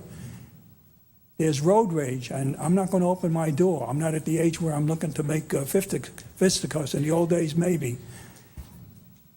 I am asking this commission to rescind the cameras because as a senior citizen, as a driver, as a very careful driver, I just don't want to have that coming up behind me. I feel I'm getting more and more pressure from people coming up and hide me, and you got to look. I'm giving it to you the way I feel, and I'm a safe driver, and I think that, and I don't care about cameras looking in my thing. I have nothing to hide, but I'm asking this commission, and the amount of money that it makes, I think it's ridiculous. We're the only city in Boynton Beach that has it. The rest of the cities, they're not stupid either. Why don't they have it? Maybe the sergeant should have gone and asked all the other cities in Palm Beach County, why did you cut it out, or why don't you have it? I don't care about other cities that have it. I ask this commission sensibly, and I understand Commissioner Katz's feeling. I hear what he says. He's an intelligent human being, but I feel that I'm also fairly intelligent, and look out for me and take into consideration what I'm telling you. There are a lot of senior citizens driving that feel the same way, and I'm just rescind it. Don't do it. Thank you. Let me ask you a question before you go. Would you prefer speed cameras, or those aren't good either? Speed cameras. Am I hearing? Speed cameras. Speed? No, I feel I don't even want speed cameras. Okay. I don't want any. All I feel is that a person gets a license should be able to observe the traffic rules, and I do. And I just take my consideration of somebody. And then a rainy day, let me tell you about a rainy day. Guys come in. Thank you. We heard your. Yeah, thank you. You heard me, so just rescind it, okay? Thank you. I'm in favor of the red light cameras. If you are obeying the law, the red light cameras have no effect on you whatsoever. They cannot affect you if you're obeying the law. I would tell you in 2003, this is very personal to me because in 2003, my grandson, who would have turned 16 that week, was crossing Federal Highway on his bicycle when the person ran the red light and killed him instantly on Woolbright and Federal Highway. So when you talk about $200,000 here, $1.1 million here, that means nothing to me. Money means nothing when you lose your loved one. And I just hope that that won't happen to anybody else in this city. I think this is a move towards safety to protect our pedestrians. So I can bring it to you on a very personal basis. Go ahead and protect our citizens. Let's not let somebody else lose a child or a loved one. Thank you.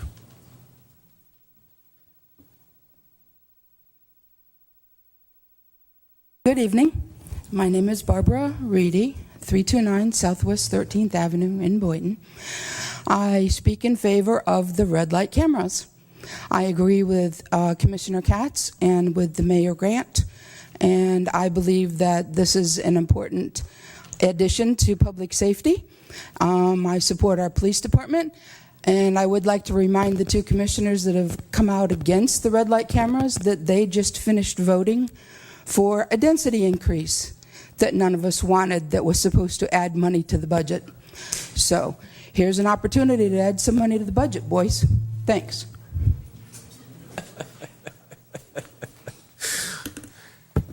Harry Woodworth, 685 Northeast 15th Place, Boynton.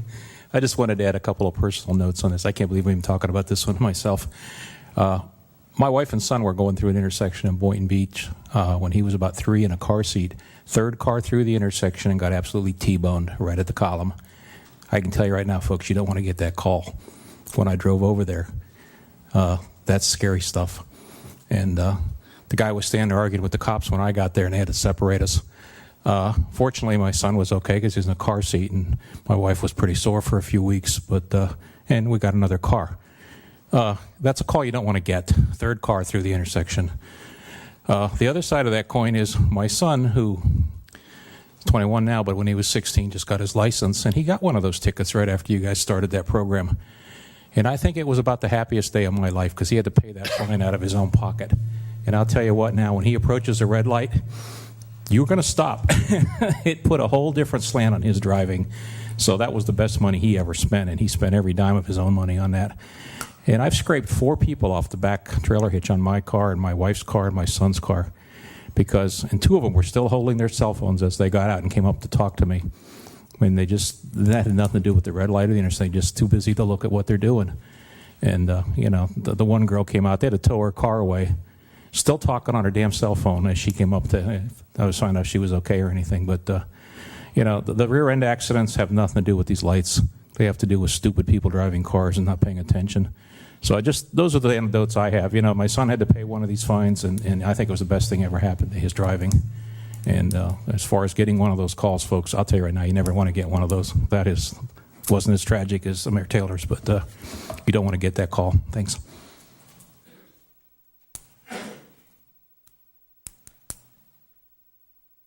Good evening, everyone. Eric Aronson, 1230 Via Fatini in Renaissance Commons. Just a quick clarification. The numbers that the sergeant was throwing out, where it was 0, 0, 0, and then 1, 0, 1, 1, that was for fatalities. Am I correct? So you can't judge the effectiveness of the red light cameras based upon the number of fatalities. If you have in 1 year 100 accidents with 0 fatalities, and then the next year 10 accidents but 1 fatality, are you going to say that the cameras were ineffective? Fatalities can be a function of any other number of reasons. The person could have been overly sick, EMS didn't get there in time, there just happened to be a crash that was at the perfect angle. You cannot judge the effectiveness by the number of fatalities. It should be judged more by the number of crashes, and I think the sergeant pointed out that the number of intersection crashes has gone down compared to the number of rear ends. The rear ends are usually property damage. I just think that the evidence weighs more favorably for the red light cameras, in my opinion. Thank you.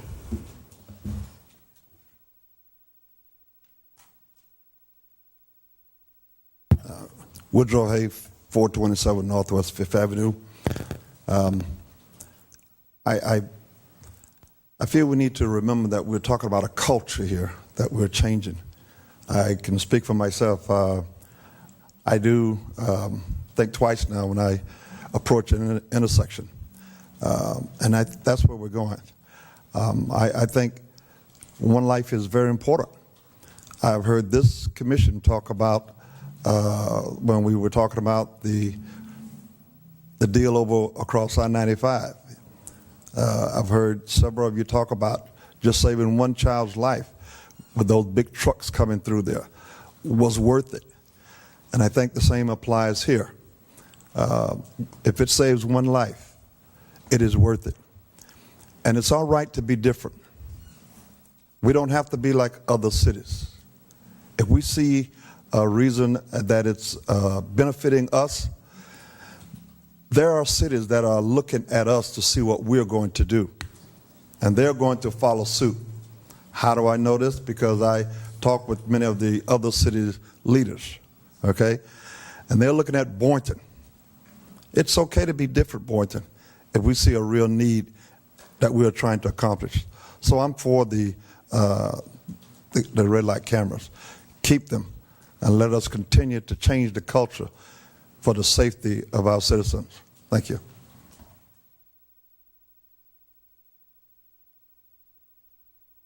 So, Commissioner Ramos, do you have anything to say, or would you like to call, or can I get a motion to approve? I got, after she speaks, if she's going to speak, I have one more question for the sergeant. All right, well, why don't you call him up now? Christina, do you want to? Nope. Ask your question first.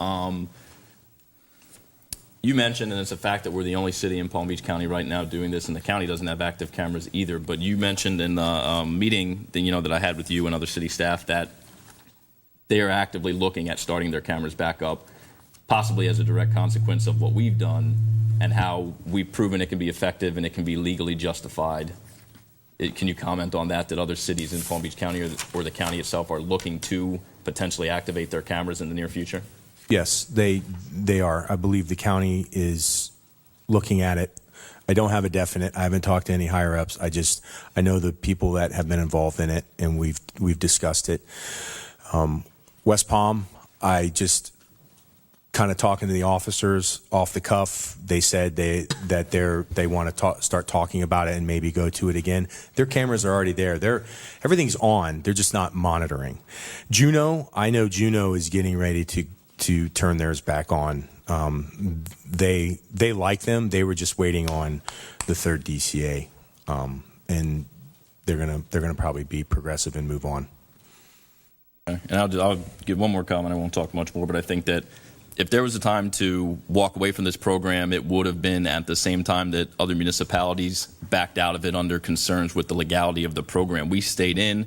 We fought the challenges, we've won the challenges, and we've set the standard as far as what this program should look like to be in compliance with people's rights and the regulations with regards to enforcing and administering these tickets. I just think that, and it's just my opinion that if we get out right now, other cities are going to start getting in, and it doesn't make sense to me to have fought the good fight, come out and won, get other people to start to rally behind us and seemingly follow in our footsteps, and then at the same time that we're seeing that support, we walk away from the program. It just, to me, that seems like the timing. If there was a time to walk away from this, it came and went, and we've proven that we don't need to moving forward. I think that this is simply the future of traffic enforcement to some degree. Mr. Mayor, just a point of information, just a point of information, because to clarify what Commissioner Katz has said. Yes. When we went dark, okay, the only reason why we turned these things back on is because ATS said we won't charge you for those 4 months that you went dark if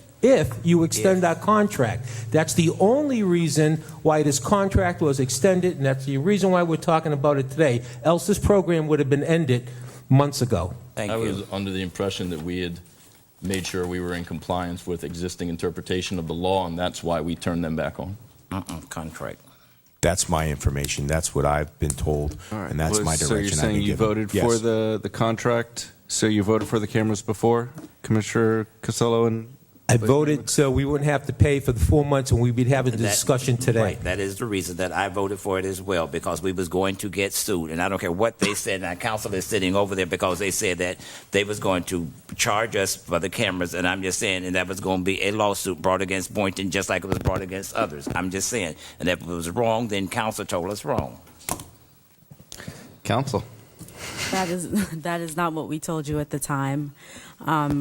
At the time, the city had issued a notice to ATS that we would not be that we would not be paying them for the 3 months, and that we would be dark, and ATS had an opportunity to cure. The language in the contract gave ATS an opportunity to cure whatever default or whatever issue there had at the time. So ATS worked with the city to change the program, to change the business rules, to change the contracts so that the city's program would be in compliance with the Aram case.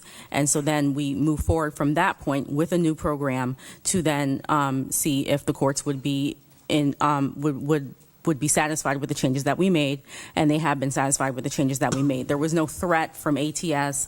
There was no threat of a lawsuit from ATS. That was not the case at all. The way the contract is written, it gave ATS an opportunity to cure, and we worked together to do so. And as part of that, what we did was I negotiated with ATS to have a discount on behalf of the city so that we would not only not have to pay for the 3 months that we were dark, which ATS didn't have to do that, but we negotiated so that we would not have to pay that. We also negotiated a discount over the life of the term of the contract, which in the short term would be a $300,000 discount for the city. And then on top of that, if we were to continue the contract for the full 5-year term, it would be approximately a $600,000 savings for the city. So it wasn't any threat by ATS. There was no threat for a lawsuit for ATS. In fact, it was a savings that I negotiated for the city. Donna, let me ask you a question, because Sure. I'm hearing all together something different. When we got out of the contract, it was stated to us that if we renege on this contract, we was going to have to pay X amount of dollars to get out of this contract. Is that what you told us? You told us that we're going to have to honor that contract. We're going to, in order to get out, we got to pay from that point. We went dark till the time they came back on, and we wanted to get out of that contract. We was going to have to pay how much we was going to have to pay? $800,000. $800,000 you mean on the flow chart that I made for you? Yeah. Yeah, I have the flow chart here. You want to? That was one of the options, because I told you what would be the worst case scenario, right? Okay. Right. So that was what could be the worst case scenario if things didn't work out. That didn't necessarily mean that was what's going to happen, but that was what I had to advise you as what would be a possibility. So yes, on the flow chart there were 4 options, and that was one of them.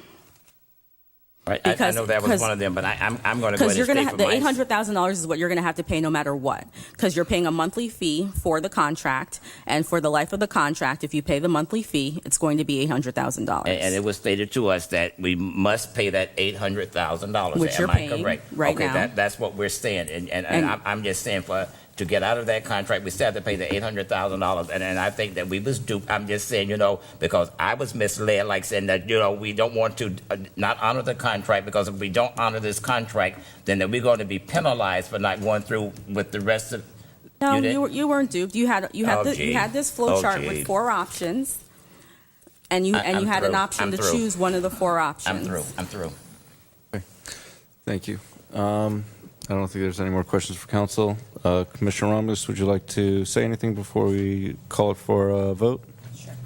All right, so I came here tonight regarding the red light cameras, very conflicted in my opinion. I've heard both sides and I've considered both sides. On the negative, which is to renege or to rescind from these cameras, I've gotten a lot of complaints about the fees and the fines, and also about the fact that there are, we have logged over 600 hours of attorney's fees just from fighting litigation on these red light camera issues. We also have some percentages that were given to us. 26% of people who are ticketed with these red light cameras are residents of the city. So that means that 74%, nearly 3/4 of the people who are fined with these red light cameras are not even residents of the city. So bearing that information in mind and considering all the options that are being weighed out here in front of us, listening to Commissioner Katz, and also listening to the sergeant. And Sergeant, I do commend you on the fine work that you've done all these years for this program. I can tell that you're very passionate about it. It's something that's important to you. And as someone who believes firmly in public safety, as someone who believes that we as a public need to maintain our city, maintain our residents, and make sure that they're safe, I feel that right now I'm being pulled in the direction to vote for this in the affirmative, because I feel that for a very long time, we as residents of Boynton Beach have been dealing with these cameras. I feel we've learned to live with them throughout this time frame. And right now, Sergeant, I do want to ask you a question based on some of the information that you presented. You said that we're the #1 in the state. Can you explain a little bit about that? What does it mean that we're #1 in the state for this program? As far as winning in court, and as far as paying out, just the compliance, we're #1 in the state all around. As we go to court, we literally win every case now, and those numbers are dwindling. More and more people are paying outright instead of coming into a local hearing or going to the magistrate down at the county court, or in fact, asking to go see a judge. Those numbers are dropping dramatically. The same with the numbers, period, on the red light violators. They're starting to drop consistently also. But as far as the state goes, we're, in all ATS's accounts, we beat even Miami, the city of Miami, who's very good in a large department, huge department. We're beating them percentage-wise per capita. We're more successful than them. We're at 92% all the time. They're lower. They're in the 80s, but we're 92% successful in court and paying the fines outright altogether. So to me, that's important. The 88% of people not getting another ticket, that's huge also. That's less people we have to deal with. So that being said, myself, I am competitive by nature. I like to win. And so if we're doing something right here in the city, I think it only speaks to who we are as a city and how well we run our department, and the fact that we've been able to go all these years and we've been able to chart numbers that make us stand out and set a standard compared to other cities, municipalities around the state. So again, with that information coming to light and all of the other factors that are considered, where yes, one life does matter. Yes, we want to make sure that even if it's just one life that's saved, then we can do that. Again, I would like to, like Commissioner Katz said, I would like to look at those numbers. I'd like to see how we can possibly look at other options to possibly look at other ways to send out those fines, or maybe decrease the fines. I've gotten a lot of complaints about the monetary amounts that these people are paying. So, I think there are changes that we need to consider as we continue this red light program, but I also still am in favor of doing it because of the fact that when you have stories like what Mayor Taylor shared earlier, where we're losing lives simply because someone just wasn't paying attention, it's difficult. And again, as someone who believes strongly in public safety, we need to do our part in order to keep our residents safe and to protect our citizens here. One last thing I'll add is that we talked a lot about distracted driving tonight. The red light cameras, I can agree with you, can help with that, but I think we need to push more for legislation which I think you alluded to tonight, we need to push more for legislation that will control cell phone usage while driving, and we also need to push for legislation that will penalize drivers that are distracted doing other things other than just driving. Absolutely. As a personal testament to that, I get on my husband's case 24/7 about him being on his phone while driving, and it's a problem that I see personally, but I know it's something that we all are facing as a nation, and I know other states have taken the initiative of placing legislation to penalize drivers who are distractedly driving with their cell phones and things like that. And I think Florida, it's about time that we get that going here. So that being said, again, I will be in favor of this issue here tonight regarding the red light cameras. All right. May I have a motion to So approve moved. the contract? Second. All those in favor? But discussion. No, we've had a discussion. We can have discussion after No, we make the second motion. I Yeah, say that we we voted. put it out for a bid, for an RFP out for rebid the contract. That's what I'm saying. Let's Jim, not automatically give the You bid. tell me, do we have to have a discussion, or can we go with the three people that voted for it? The discussion has already taken place, but I would point out that it's not an issue of an RFP. We have a contract with ATS. The issue before the commission was to decide whether or not to use the one-time right to terminate the contract. If the commission elects not to terminate the contract, which is what the motion is really doing, there's no RFP until the contract expires. When's the contract expire? In 2021. 2021. 5 years. I'll point this out, though. There's been some issues raised about how to improve the program, to improve the equipment. ATS has always been a good working partner with the city to advance this program. We would have no difficulty going back to them and talking to them about modifications of that nature and reporting back to you what they're willing to do going forward on the contract. Okay. So do I need a call again? No, I think you have the motion was made and seconded. Yeah. All those in favor? Aye. All those opposed? Nay. Motion passes 3-2. On to the new item I put on was the community support request form funds, $250 to Bernard Wright Ministries for the official ceremony of the sign placing of Robert E. Wells. I'd like to pass the gavel and make the motion to approve this. So, can I make the motion? So moved. All right. All those in favor? Aye. Aye. Second for that? Oh, I moved. Oh, okay. All right. You seconded. Yeah. All right. Nothing on the CRA and future agenda items. Any questions? May I have a motion to adjourn? So moved. Second. All those in favor? Aye. Aye.